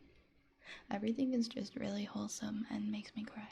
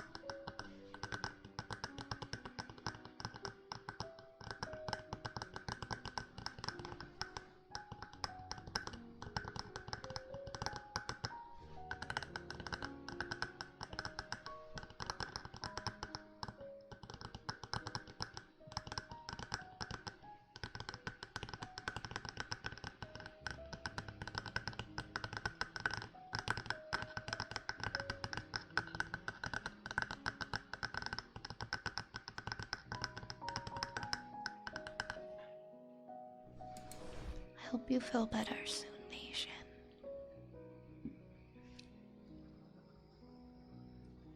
I know how it feels to just be fine and then all of a sudden just start feeling sick. I hope that it passes quickly for you. That's no fun. Hi Yar, welcome on back. And thank you for the follow, Massing Up, welcome on in. We've got a good girl. Ooh, cool.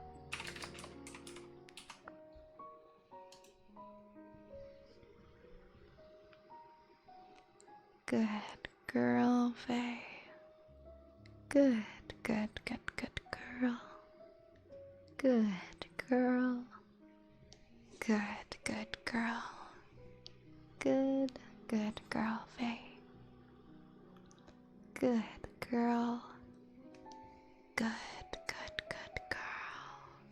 You are such a good girl. Good girl. Good girl, Faye. Good girl. Good girl.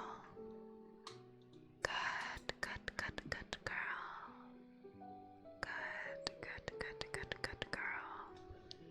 Good girl. good girl. You are such a good, good, good girl.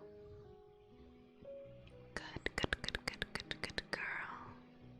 Good, good, good, good, good, good, good, good girl. Good girl. Good, good girl. You are a very, very, very good girl. Good, good, good, good, good girl. Good, good, good, good, good, good girl. Good girl. Good, good girl. Good girl. Good, good girl.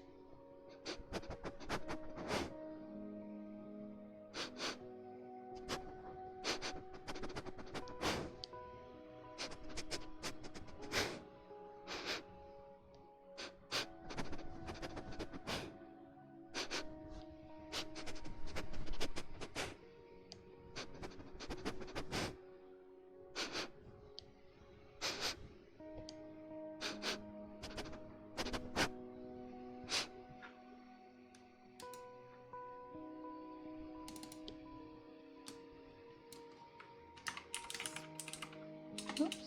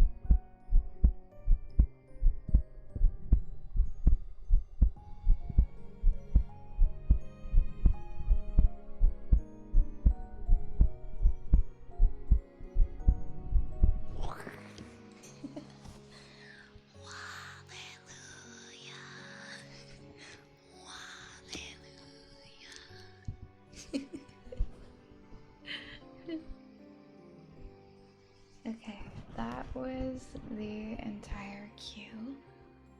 Before I reopen it, I am going to take a break. And then we will be back, and then we will do some more redeems, okay? I'll probably be gone for like 5 or so minutes, so get comfy, raid the pantry if you so desire. But please don't burn down the apothecary. I'll see you guys in a little bit, okay? Be right back.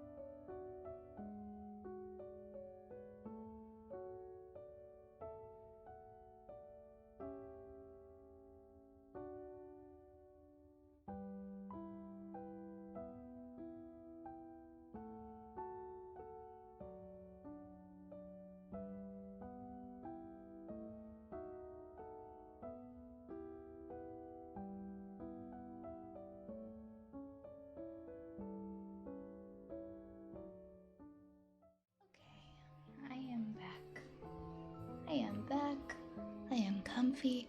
Welcome on in, everyone who has come in while I was away. Hello, Millennial Echo. Welcome on in. Welcome on by.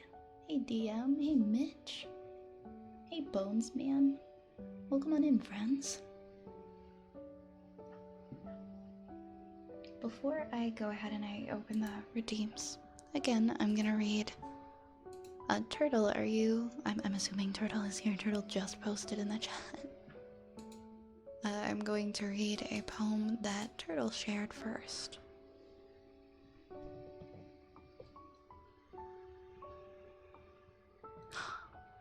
Turtle, Turtle, is it your birthday? Turtle, is it your freaking birthday? Is that a surprise? You know that I'm gonna have to play you the happy birthday song now, right? You know those are the rules. Those are the rules, Turtle. Happy birthday, Turtle. Happy birthday, Turtle. Oh my gosh, okay, one sec.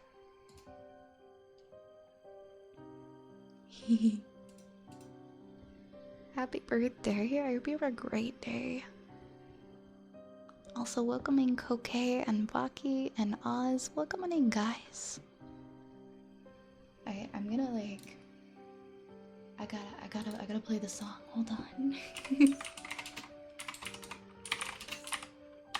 Please ignore the rats flying on the screen. That is my fault.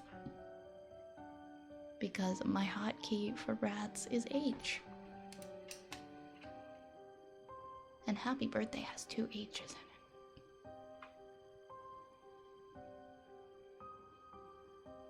it. Okay, where is my kalimba? There goes my kalimba. There you go. Happy birthday, Turtle. Hold on.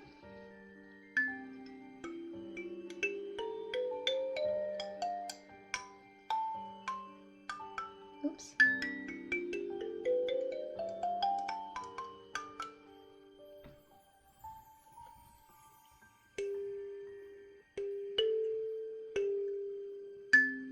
Okay, this is the wrong one. This is not the one I usually use. Give me 1 second. I don't have happy birthday memorized yet. Please don't judge me. Do do do do do do do. Do do do do do do do. Here's the one that I usually use. Alright. Now I'm actually gonna play it.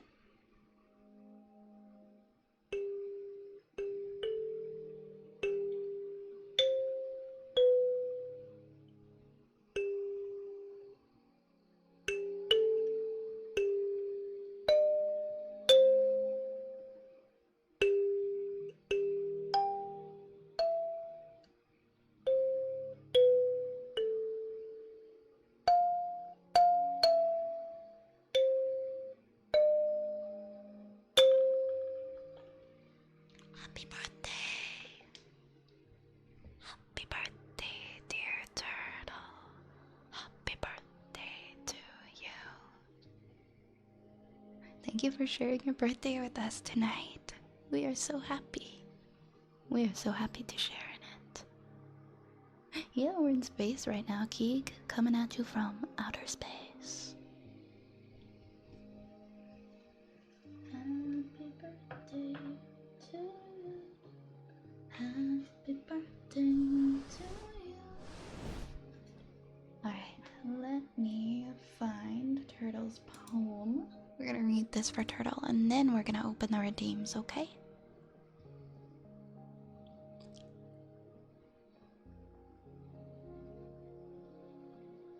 Oh, we've got more by Rachel H. I love it, I love it. Yes, birthday bonks. Oh my gosh, Millennial Echo, and thank you so much for the raid while I was away. I just saw that on my activity feed. Thank you so much for raiding in. I hope that you had a good stream. My apologies, so much was happening when I came back. Thank you, Millennial Echo. Thank you, thank you, thank you.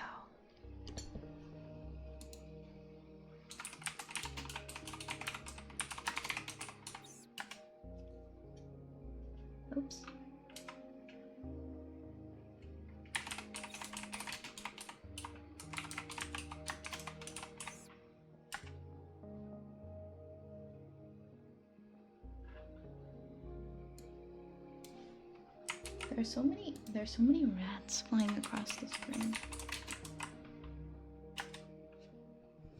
There we go. I don't know what I'm doing half the time.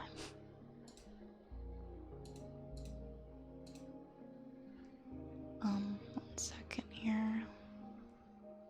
Do do do do do do. Do do do do do do do. You had a good stream. Played Fatal Frame 4. Heading to the end game now. I'm excited as I am nervous. I hope that the game ends in a way that is satisfying. I've never played the Fatal Frame series, but I've heard good things about it. It's always fun, but like nerve-wracking when you go to finish a game, right?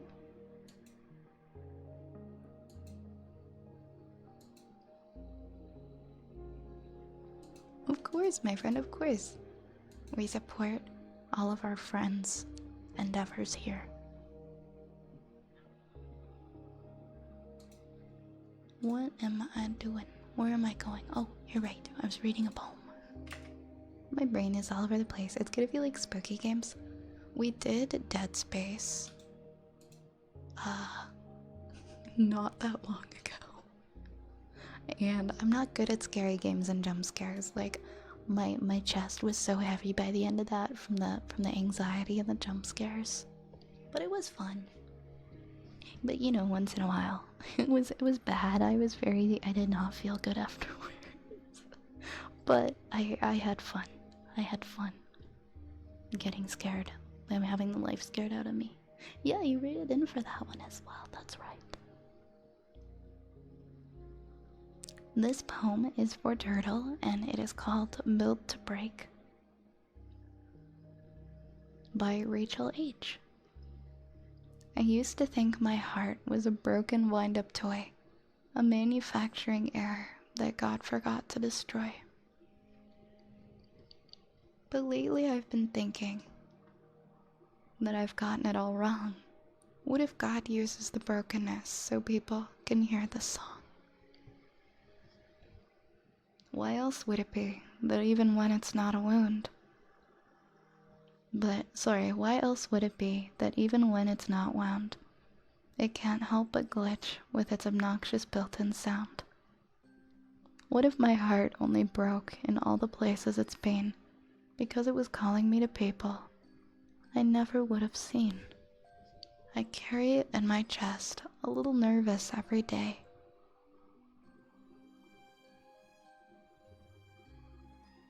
Oh, it's left column and right column. Why did I think it was across? I will start over, my bad. Thank you for pointing that out. I used to think my heart was a broken wind-up toy, a manufacturing error that God forgot to destroy. Why else would it be that, even when it's not wound, it can't help but glitch with its obnoxious built-in sound?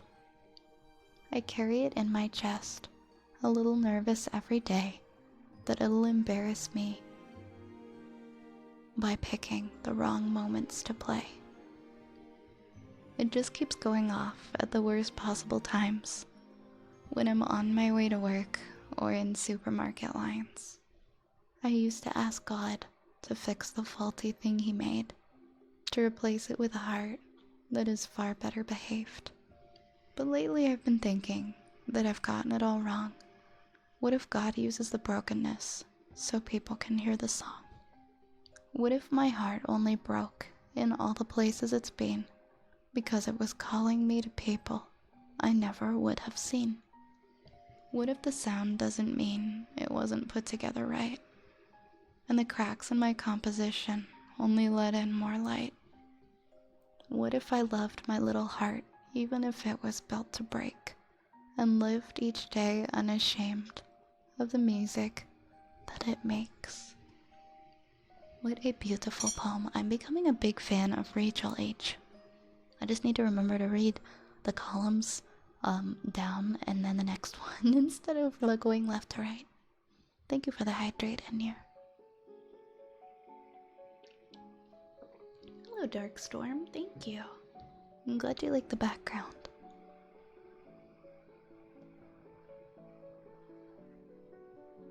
This is probably gonna become one of my favorites.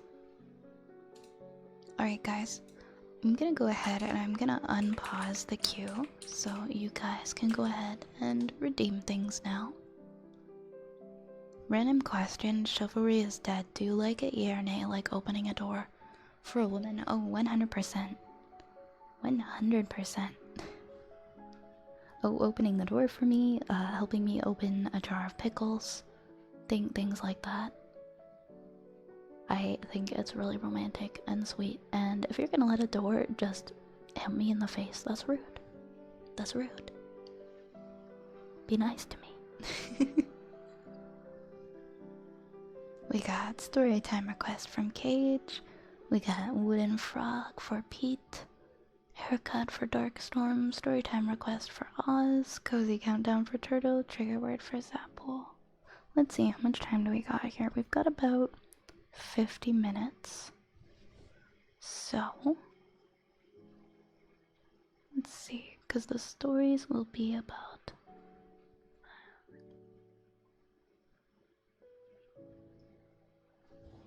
Okay. I think we can probably let like a couple more triggers through, but then I'll have to pause it for the night.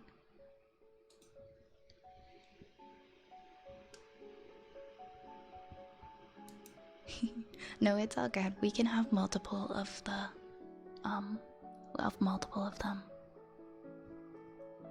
I did think about it earlier, but I was like, oh, it's fine for tonight. I'm enjoying reading, so I don't really feel like having the cooldown on the story one tonight. I've been really enjoying reading, and we get a Klimbo for Mr. Dead. Alright, why don't we pause it here for the night? I try to hold the door open for most people, right? Same. If I see somebody that's coming, the awkward thing is like, at what point is somebody too far behind you for you to hold the door open for them, or it just sounds like it just looks awkward for you to still be standing there holding the door open? How close or how far away do they have to be? Like, what is the cutoff? I struggle with that a lot. And then I end up standing there, or maybe they go out a different door. That's just cringe city. I have to sneeze. 1 second.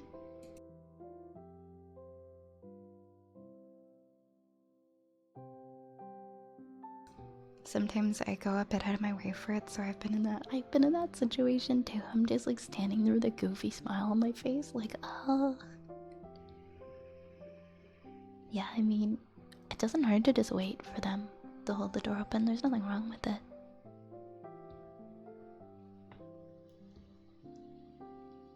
It's just being extra patient. Thank you for the bless yous. It looks like we're gonna read Cage's story time first.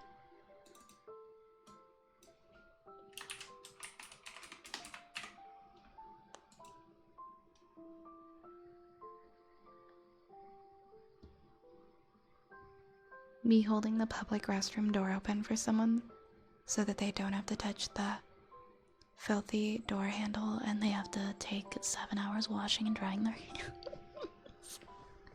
That's so funny. I will I'll like take a paper towel and open the door with that because I'm like, I just washed my hands and I'm about to eat my food, and if I touch the door handle, that's defeating the purpose. So I'll usually just grab like a paper towel now.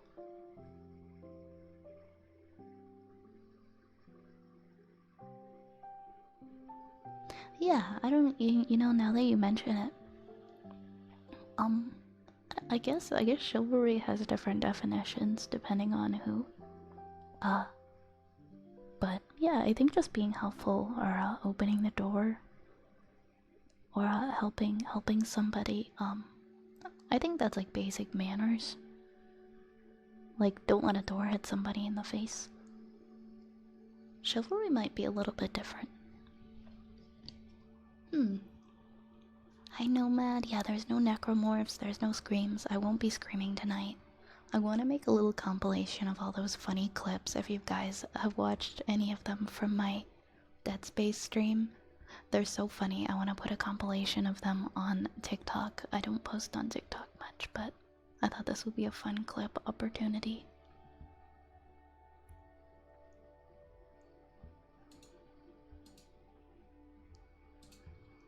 Oh right, it looks like Cage finished rewriting his chapter, so I get to read. Yay!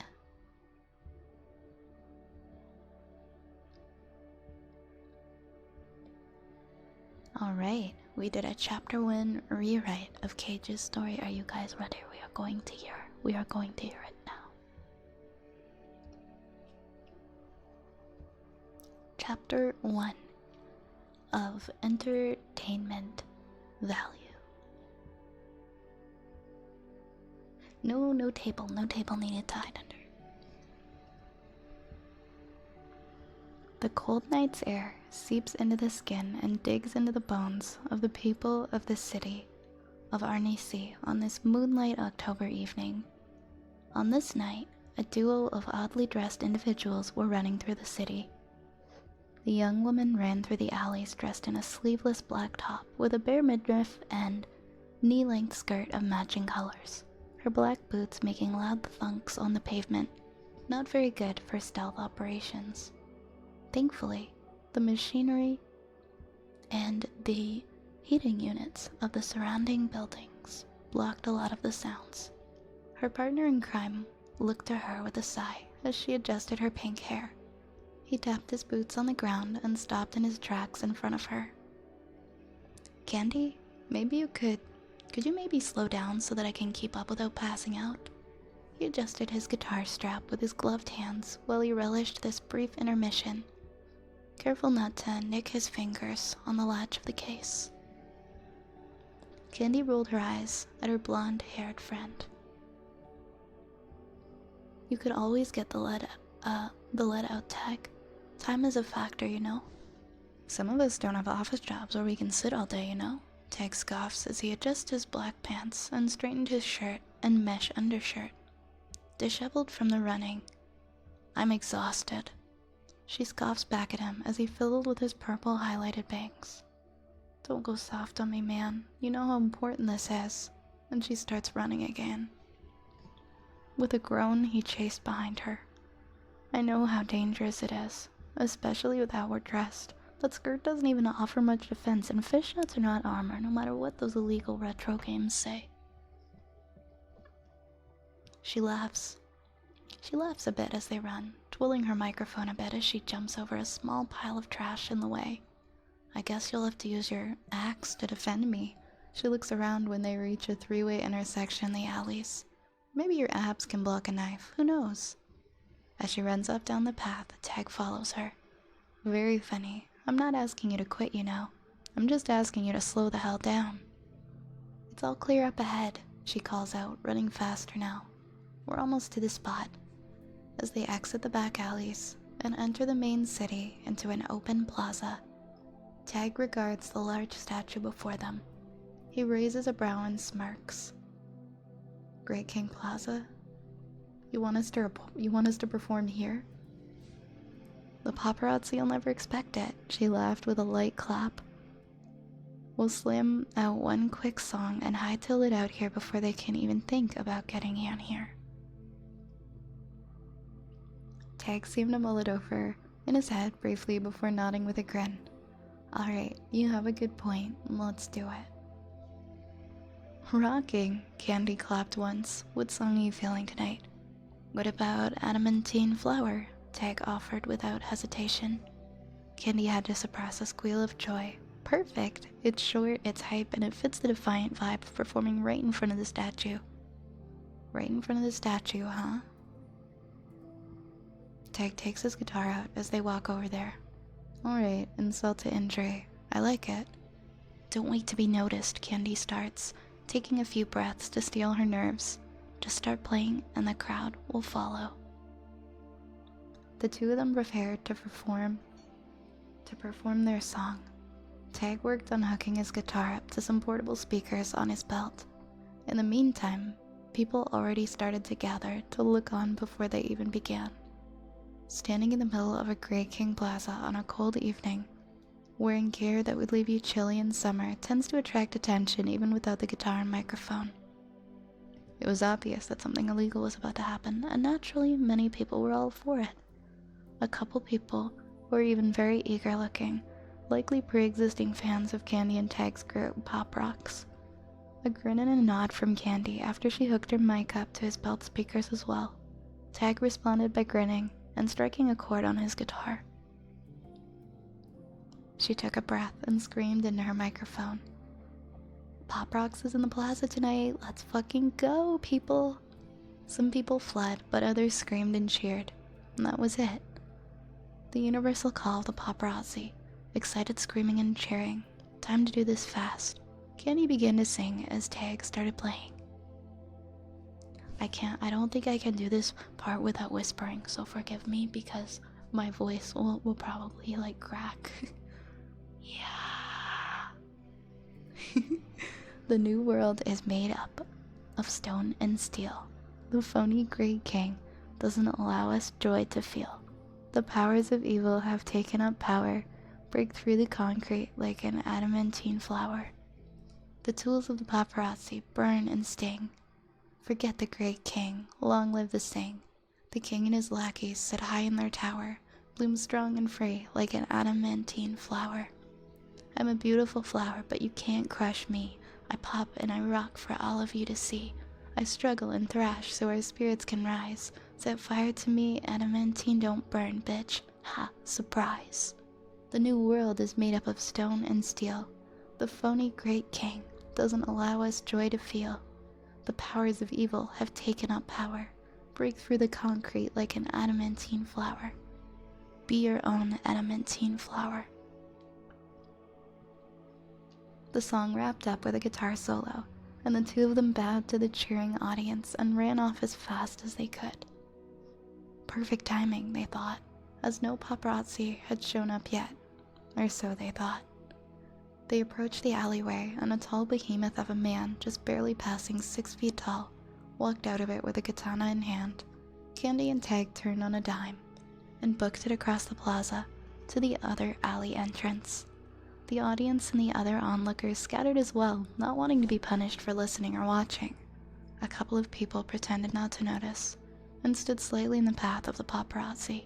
It's illegal for a paparazzi to assault a civilian unless they deliberately and blatantly intervene with the enforcement, or otherwise hide or protect an entertainer. I don't know why I said engineer. The man shoved past them with a shoulder check on one of them and followed the duo performers into the alley, chasing as fast as his legs could carry him. When he turned a corner at one point, he got a knife thrown to the shoulder, followed by a swift kick to the face from Tag. Immediately, he leapt backwards from the kick, pulling the knife out as he did, and ran down the alley's branching paths in the opposite direction Candy had. The paparazzi could not give chase anymore. It wasn't worth it. His medical attention took precedent. A knife wound in the shoulder and a possibly broken nose were not minor injuries by any means. He also could not know for sure if the knife had any poisons or sedatives. Too risky to linger and find out, so he turned and left, heading towards the hospital slowly but surely. Pop Rocks had escaped successfully, albeit barely. The two of them met up at their designated spot later. Later on, after they were sure they lost the man, Tag grabbed the uncommonly large briefcase that kept his guitar and belt speakers in and secured everything accordingly. The two of them changed out of their disguises and the dark corners tucked away in Arnesi's deepest back alleys. They would stand facing away from one another as they did this. It was a solid plan they had, to simultaneously cover their bases and avoid seeing each other in various states of undress. They had been friends for years, but that doesn't mean they're comfortable with that sort of thing. Disguises off, they returned their normal civilian colorations of brown hair and blue eyes for Candy, and long black hair and blue eyes instead of purple for Tag. Of course, their real names were Candace and Fang. Candy and Tag, just being stage names to further protect their identities. They really had an elaborate system down, but one slip-up could ruin everything. They gave each other a high five, a small hug, and turned to go their separate ways and head home. They both did this and almost immediately after finishing their work shifts, so they were pretty exhausted. Candace was 25 years old and lived alone. Her parents were fine, but she moved out due to them not really generally seeing eye to eye on a lot of things. She worked at a small real estate firm, which helped her find a small and cheap home quite easily. People often asked her why she settled for such a small place when she could afford better. She would say she liked the simple things in life, but truly it was to help afford the performances they put on, and keep a low profile as well. Upon returning home, she kicked off her shoes, tore off her uniform, and went right into a hot shower. A big grin into the mirror for a successful night, and then she flopped face first onto her bed, with a huge sigh of relief and relaxation. Fang, on the other hand, was welcomed home by his younger brother Lance, complaining about him risking his life. It was always like this every time they had a performance. When it came down to it, though, his brother was proud of him. He was doing good work for the people, at 1 year younger than him. And they both tried to take care of one another after their parents died. 7 years previously, when Fang was 17, his brother looked a lot like him, although his hair was a bit shorter instead. Instead of extending to the mid-back, it only reached his shoulder blades. They've both been working since their parents died at a scrap metal processing facility. They did all that they could do to afford their apartment and still have money for food and the performances. Fang and Candace had been performing on and off for about a year now, but never truly got any easier. They held these not-so-secret concerts to help bring joy to the people. They were two of many rogue entertainers out there. About a decade prior, the powers that be outlawed most forms of entertainment. Paparazzi were not reporters any longer, but instead were officially government-sanctioned bounty hunters. They were trained and hired for the sole purpose of bringing down entertainers, dead or alive. Alive was preferred, but the Great King and his government understood that sometimes it just wasn't possible. Guns were outlawed, even longer ago than the entertainment, so at least the risk to the entertainers was reduced significantly due to this fact. Anyone using a gun, even for noble purposes or official government business, would in most cases find themselves in jail for life or worse. The world is in a rather bleak state, and morale is at an all-time low.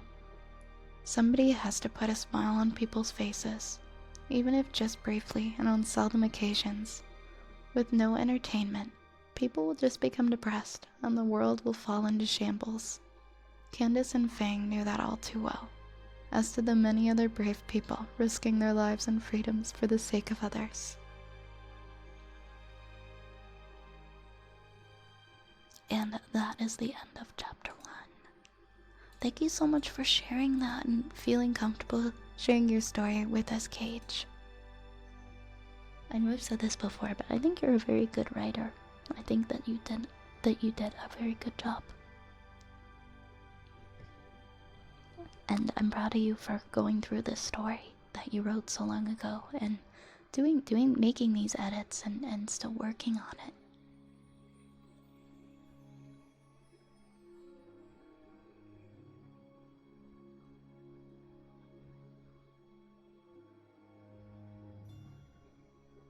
Yeah, it's been a really long time since I've written a story. Yeah, that was Cage's story that Cage wrote. I'm excited to hear more of it, and I hope that you'll continue sharing it with us because the story premise is very interesting to me, and it's definitely the kind of thing that I would continue to follow, and I want to know what happens next. Yeah, we want to know what happens next, Cage.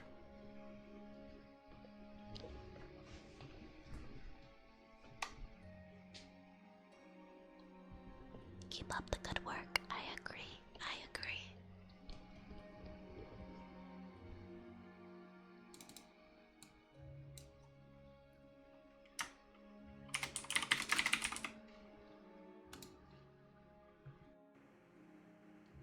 Where's my froggy? Where's my froggy? Okay, there he is.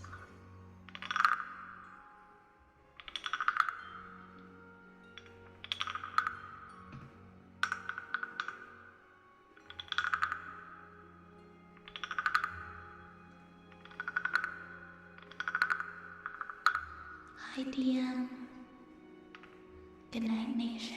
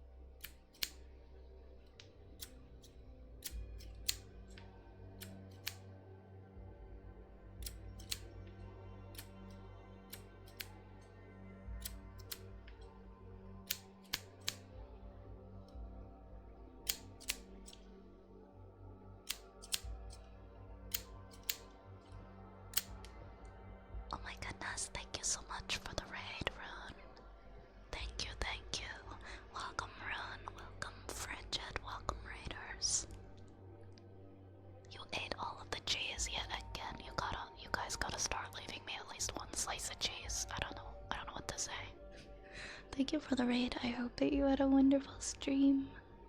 Thank you for getting a shout out for our friend, Run, the Archsage of the library. That's not even a joke. You actually had to, and you didn't share.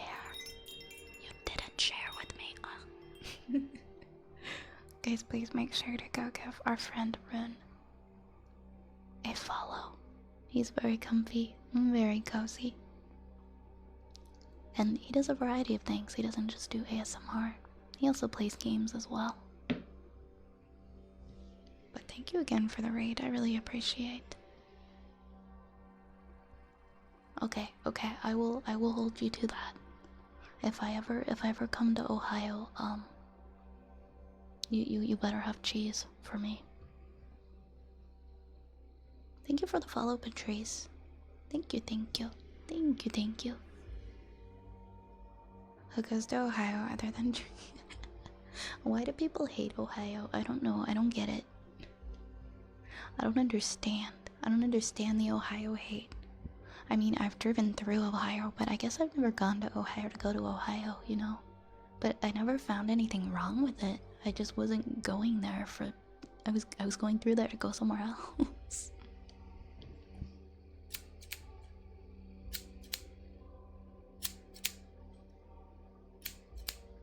I actually considered driving over there once for a comedy show a long time ago.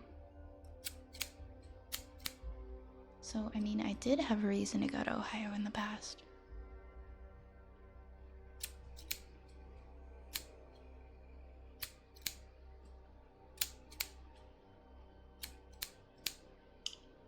It's the back rooms of America. Well, that's even more the reason to go. I love the back rooms.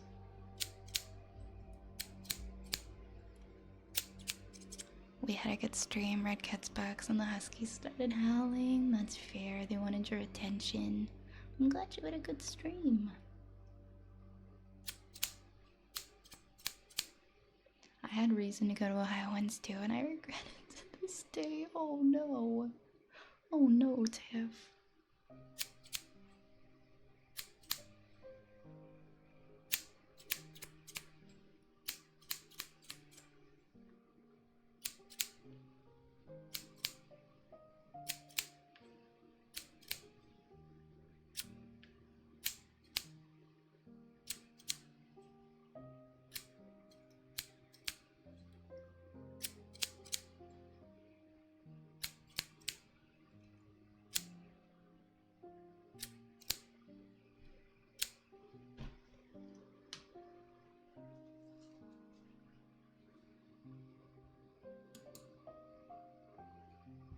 Yeah, I've gone through Ohio a lot of times, like on road trips and stuff.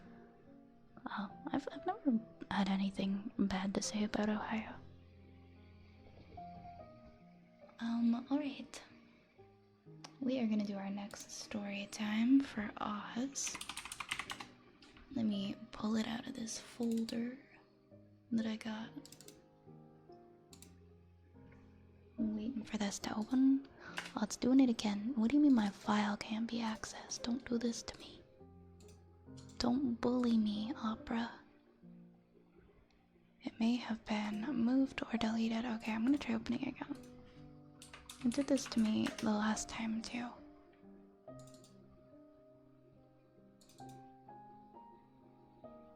There we go. Second time's the charm. So we are gonna be finishing chapter 12. Give me a second to figure. It's been a while. Figure out where we left off. I think it was after the second big section. That makes sense.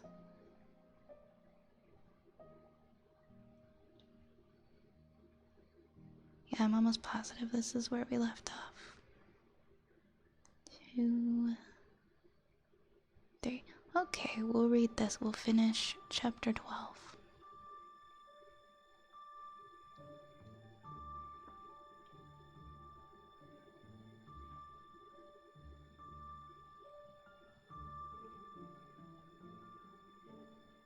I just want to make sure I'm in the right spot. Here we go. That's the right spot. Ohio is very mid, very, very mid. Depends on what parts. The east side's kind of worse than the west side.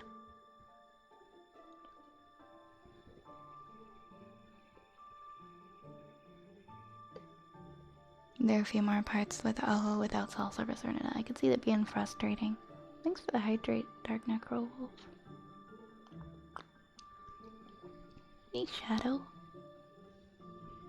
Hello, Shadow. There we go, we found it. Now we're gonna finish the rest of chapter 12. This was more like it, Zelda thought. Oh my gosh, my voice got raspy after I drank the water. Now I have to clear my throat.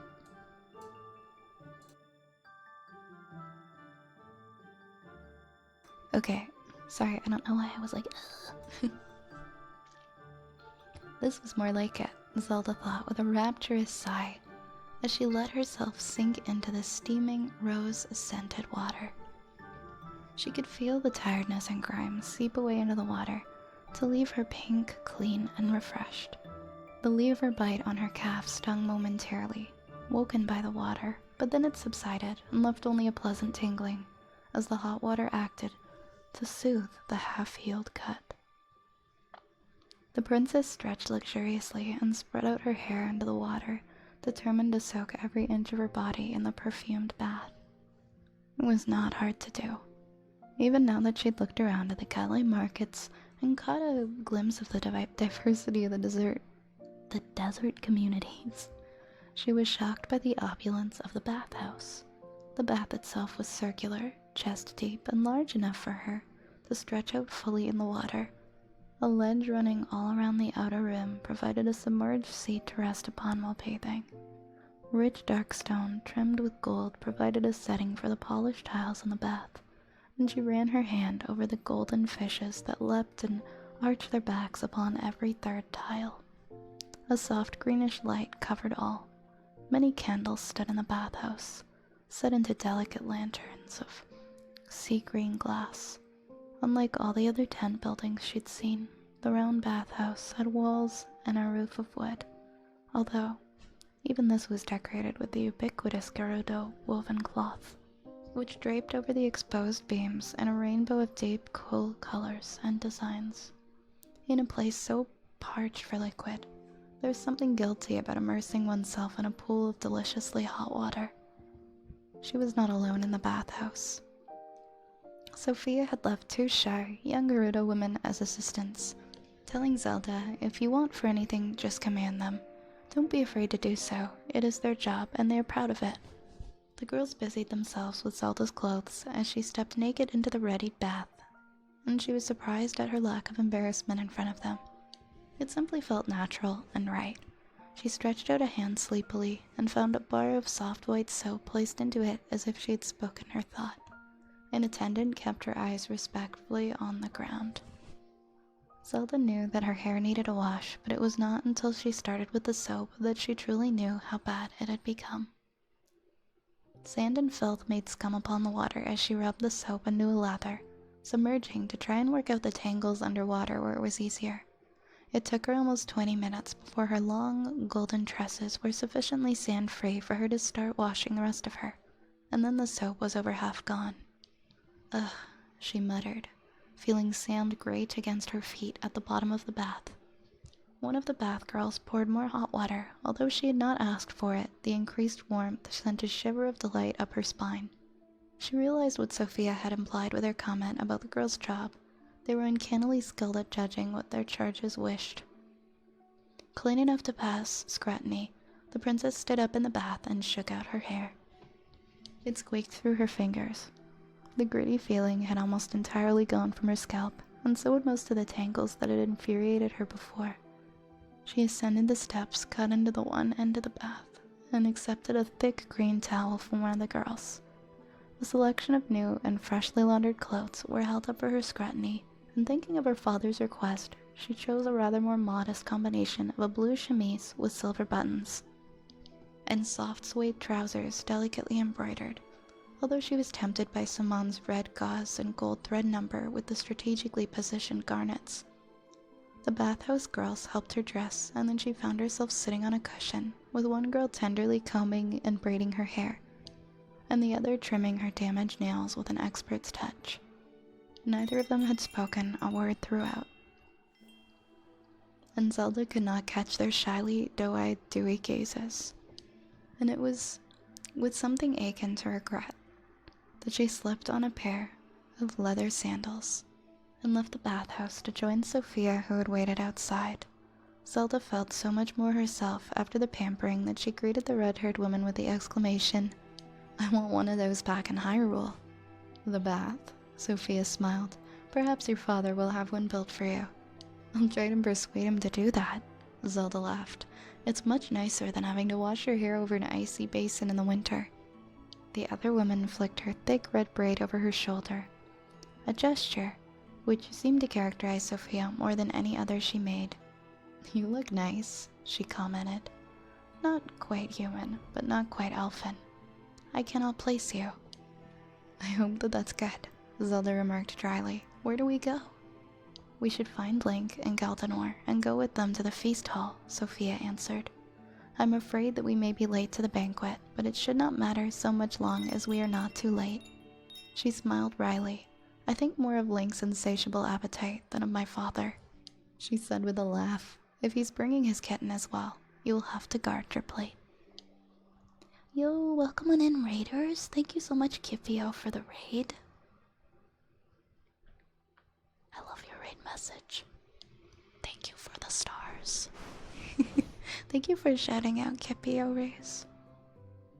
I hope that you had a wonderful stream. Looks like you were streaming ASMR as well. I hope it was super comfy for you. Welcome in, everyone. My name is Violet.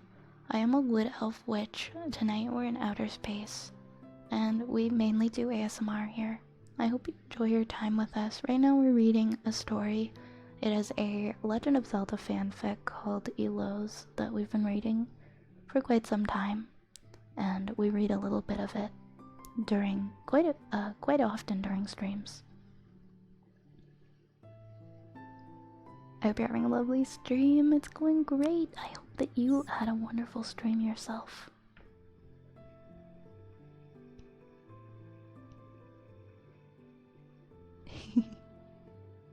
How do we get in outer space tonight? I always wanted to have I always wanted to just hang out in outer space, you know. I wanted to feel like the fortune teller lady, Madame Cleo. And now I can be Madame Vi. And so that's my dreams have come true today. Thank you for the rat. Yeah, it's Turtle's birthday. It's Turtle's birthday today. It was my first day. Yeah, it was Turtle's first time trying to make a potion and made a portal instead, but I'm very happy that happened. Planetarium potion.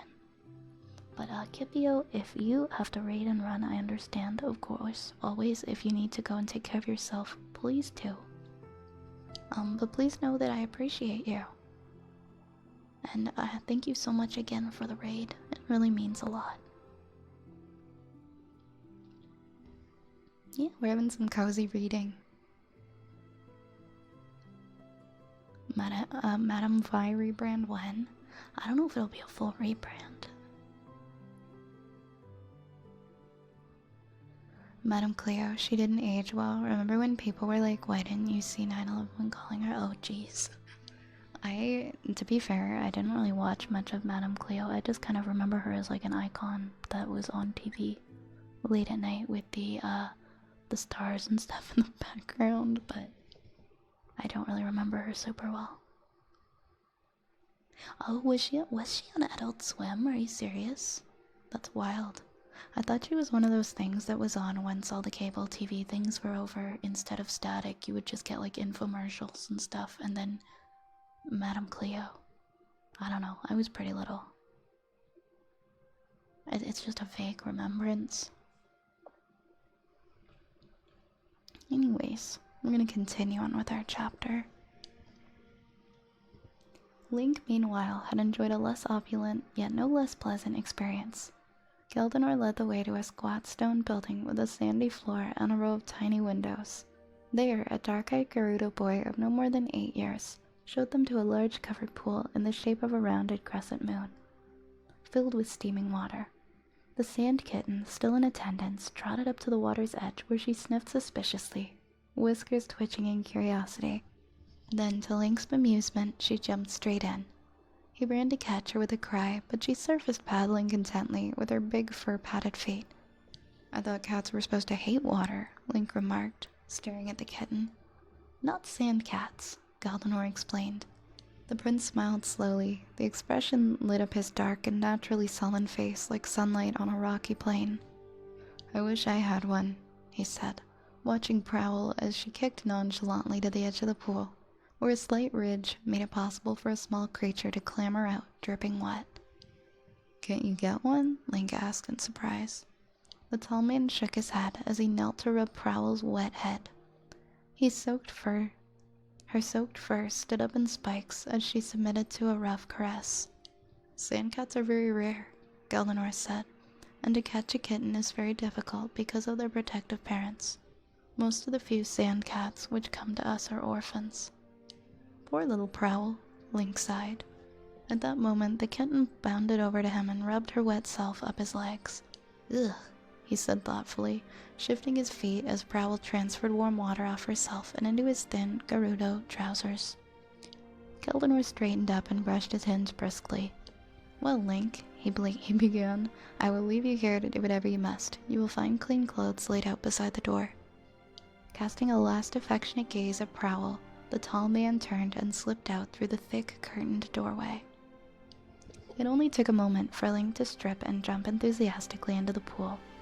Prowl, scenting more fun ahead, followed and fastened herself to his bare shoulder with needle-hooked claws, agitating his slowly healing wound. Patiently, Link submitted to the kitten's excesses and started to work the grime from his skin, thinking with a slight wistfulness of things that were past. He would never have dreamed of such a luxury as a heated, scented bath when he had been a fisherman's son in Kalashia. It was fresh lake water all the way. Perhaps those times had been easier for him. They'd certainly been simpler. The 3-roomed stone house beside the harbor had served for 4 people: a fisherman, his wife, their son, and the memory of a daughter who had not survived. Life was quiet on the shores of Lake Lomere. Although traders came to the village of Haven to buy fish, in particular the great bluefin sturgeon that bred only in the great Kalashian lakes, the inhabitants of the community led peaceful and insular existences. The days were a hazy blend of sun, sails, and fishing. There were always lines to be untangled and nets to mend, boats to tar and caulk. There had been little time to spend on training for war, but somehow Link had fit in the time. During the evenings, or on stormy days when it was too rough to fish, to talk to his grandfather, who lived alone in the house on the quay. He had sometimes been too tired to talk, but he was never too tired to listen to the stories that had fired his desire to be a hero. His father disapproved of the old man and his stories, but Link loved to hear them, and so eventually he had been allowed to go more or less when he desired. Grandfather had died quietly in the night when Link was only 7 years old. The old man had kept to himself, had been surly and unsociable, and so his passing came without many tears for most people of Haven. But the legacy he had left to his young grandsons was greater than it had seemed. Even as he worked on the boat with his taciturn father, nimbly ducking the boom to fix anchors or check the salmon lines, the young Link entertained dreams of becoming one of the legendary heroes of Hyrule and meeting the princess herself.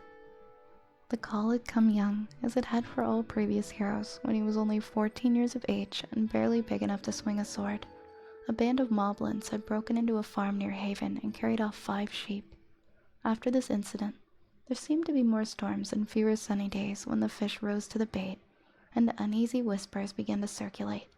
The name of Ganon was never spoken aloud, but it seemed to be always upon everybody's lips and in their secret thoughts. Link knew it was time for him to leave the village of his birth and seek out the adventures of which he had always dreamed. And although he resisted Link's decision strongly, his father knew also there was no other choice. And so the boy had put aside his sea longing and his love for his home, and had packed some bread and a piece of cheese in a leather satchel. His mother cried for a while, but she made a set of tough green traveling clothes for him and packed a change of socks, as mothers were supposed to do. For protection, he took his only beloved rosewood bow that his grandfather had left to him, and his father gave him a small bag of money, most of the summer's savings, for the purchase of a sword. He had looked back only once as he toiled up the stony trail that led north over the heath. Sunlight shone on the glittering waters of the lake and bathed the red roofs of the village in translucent golden flame.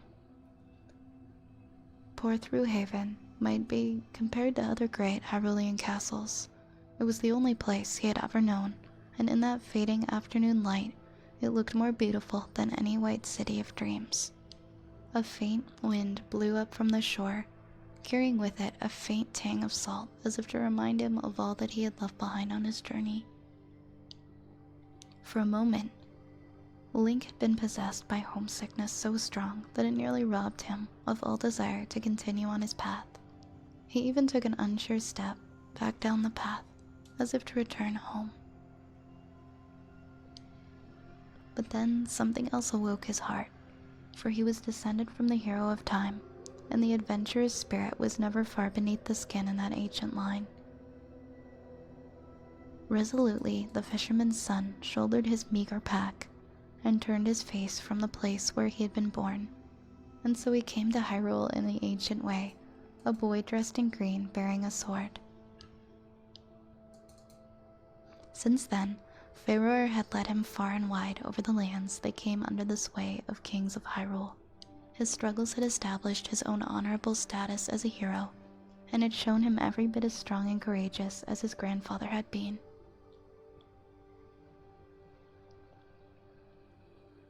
Even if the exploits had not been visibly dashing, he had grown matured in battle, and the blood of the hero was strong within him, and yet sometimes so was the longing for home. Link sighed. The sea longing, the ancient curse of mariners troubled him now. Those who had once sailed the great waters, whether upon a lake or out into the endless ocean, never lost the feeling of wonder, the desire to return to that life. A peace lay out there for those who dared to seek it, somewhere upon the wave-tossed seas, far from the sight of land. Come on, Prowl, he determinedly shaking off the pleasant, familiar melancholy. You're clean enough anyway.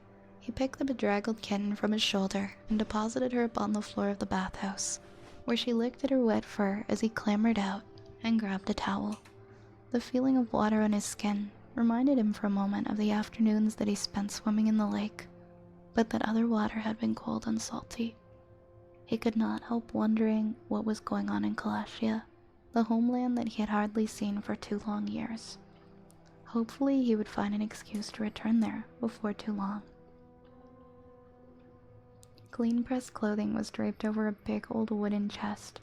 Link picked out the garments one by one and pulled them on, admiring himself in the full-length glass mirror that adorned the wall. The silken trousers were plain and perfectly white. He loved the effect of the open leather vest.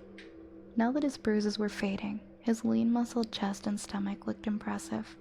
Gerudo garb was certainly more flattering to the body than the practical tunics and hose worn in Hyrule.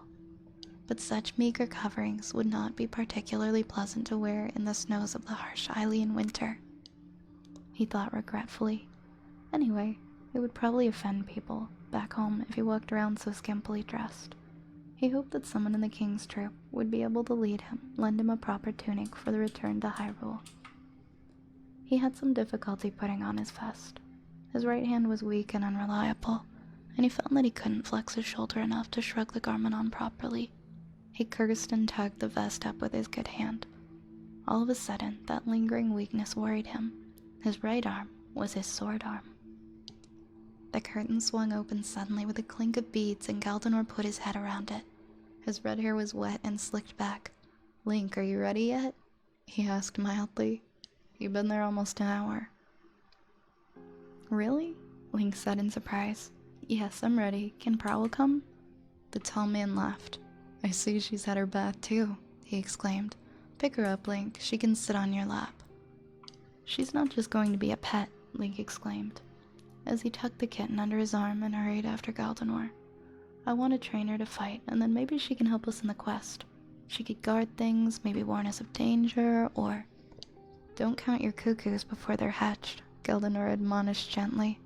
I've seen more killer instinct in a desert rabbit than this little kitten. Link laughed. Oh, she'll be a real killer, I promise you. You didn't see her at play today. She was hunting in your bedroom. Hunting for what, I wonder? Gildinor said with a wry smile. He tapped the kitten on the nose and she went cross-eyed to try and follow his finger. Silly little thing, the prince said affectionately, rubbing Prowl's ears. Zelda and Sophia were nowhere to be seen outside, and Galdinor frowned thoughtfully. Surely they would have finished by now, he muttered to Link. They were going to meet us here. Maybe Zelda took longer than I did to bathe, Link suggested, shrugging. I doubt it. Hey! Smiling, the prince smoothed back his hair and turned to the young warrior. We will wait here for a few minutes, he said lightly. And if they have not come then, I will go and look for them. We still have some time before the start of the celebrations, although if possible, I'd like to get there early. As Crown Prince, I have a duty to be there. Doubtless your golden-haired princess feels the same way. She has missed her royal father, has she not? He finished, eyebrows raised in question. I don't know, Link had to admit. I think so. If I'm to be honest, Zelda's a mystery to me. Galdinor, I decided to do a disconnect. It looks like it's back now though, so... Sorry about that, I think...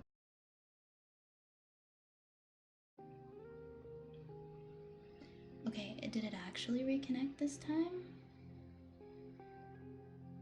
I can't tell. It disconnected, connected, connected and disconnected. And I think it just disconnected again. I don't know. Is it actually back?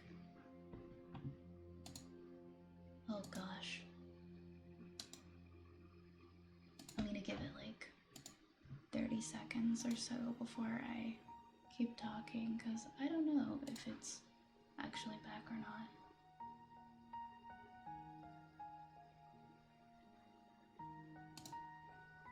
Is it actually back? Okay.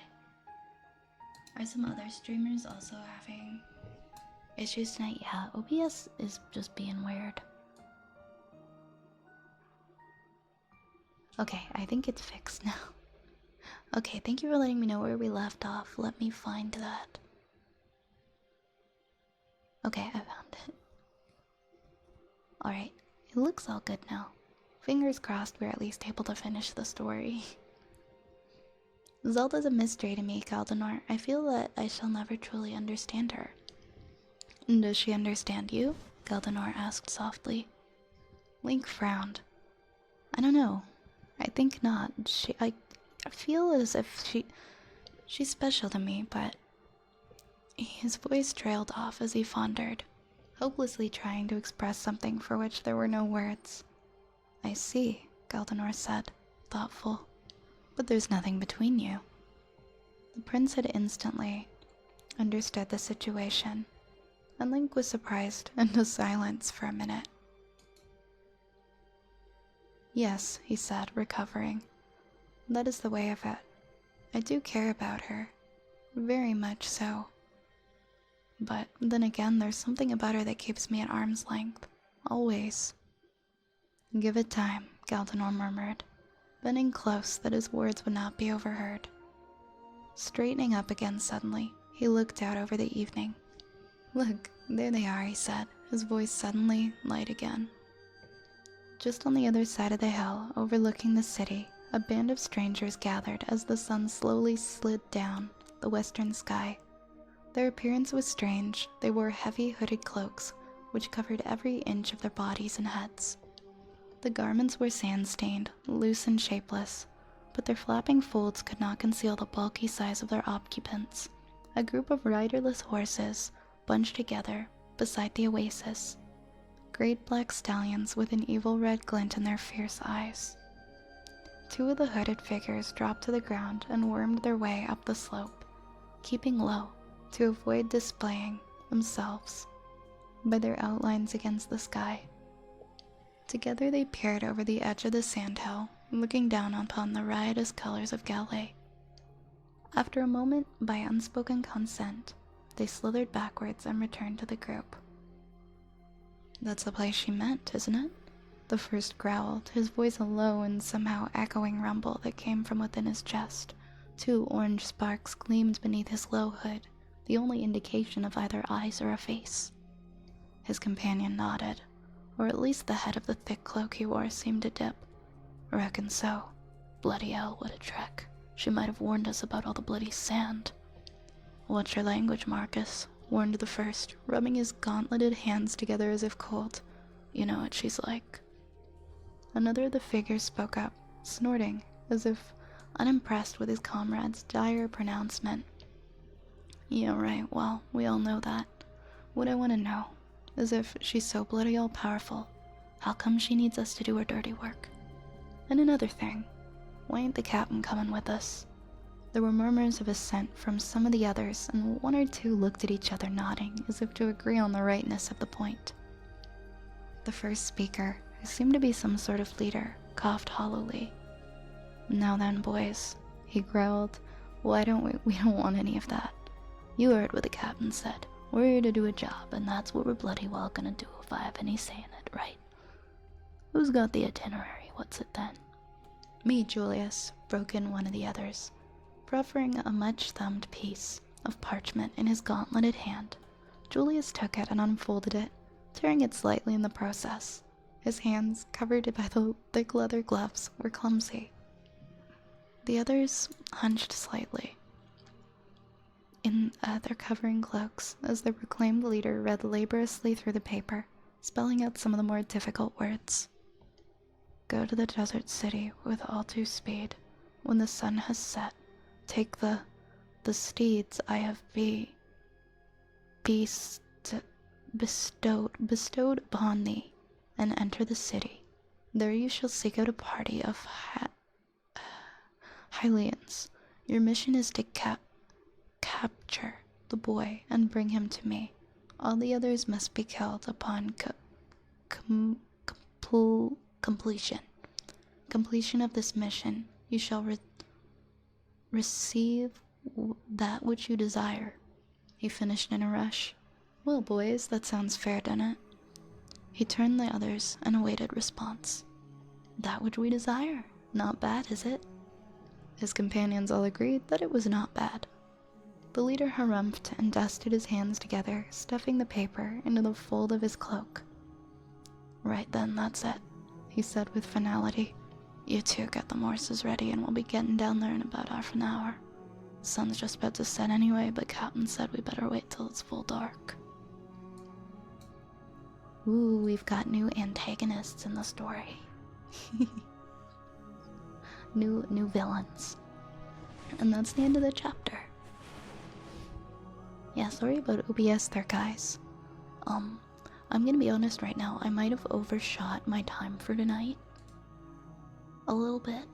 I was supposed to go by 1 tonight, and I'm just realizing this now. Usually I have a little bit more extra time, but I kind of overshot a little bit tonight, but that's okay.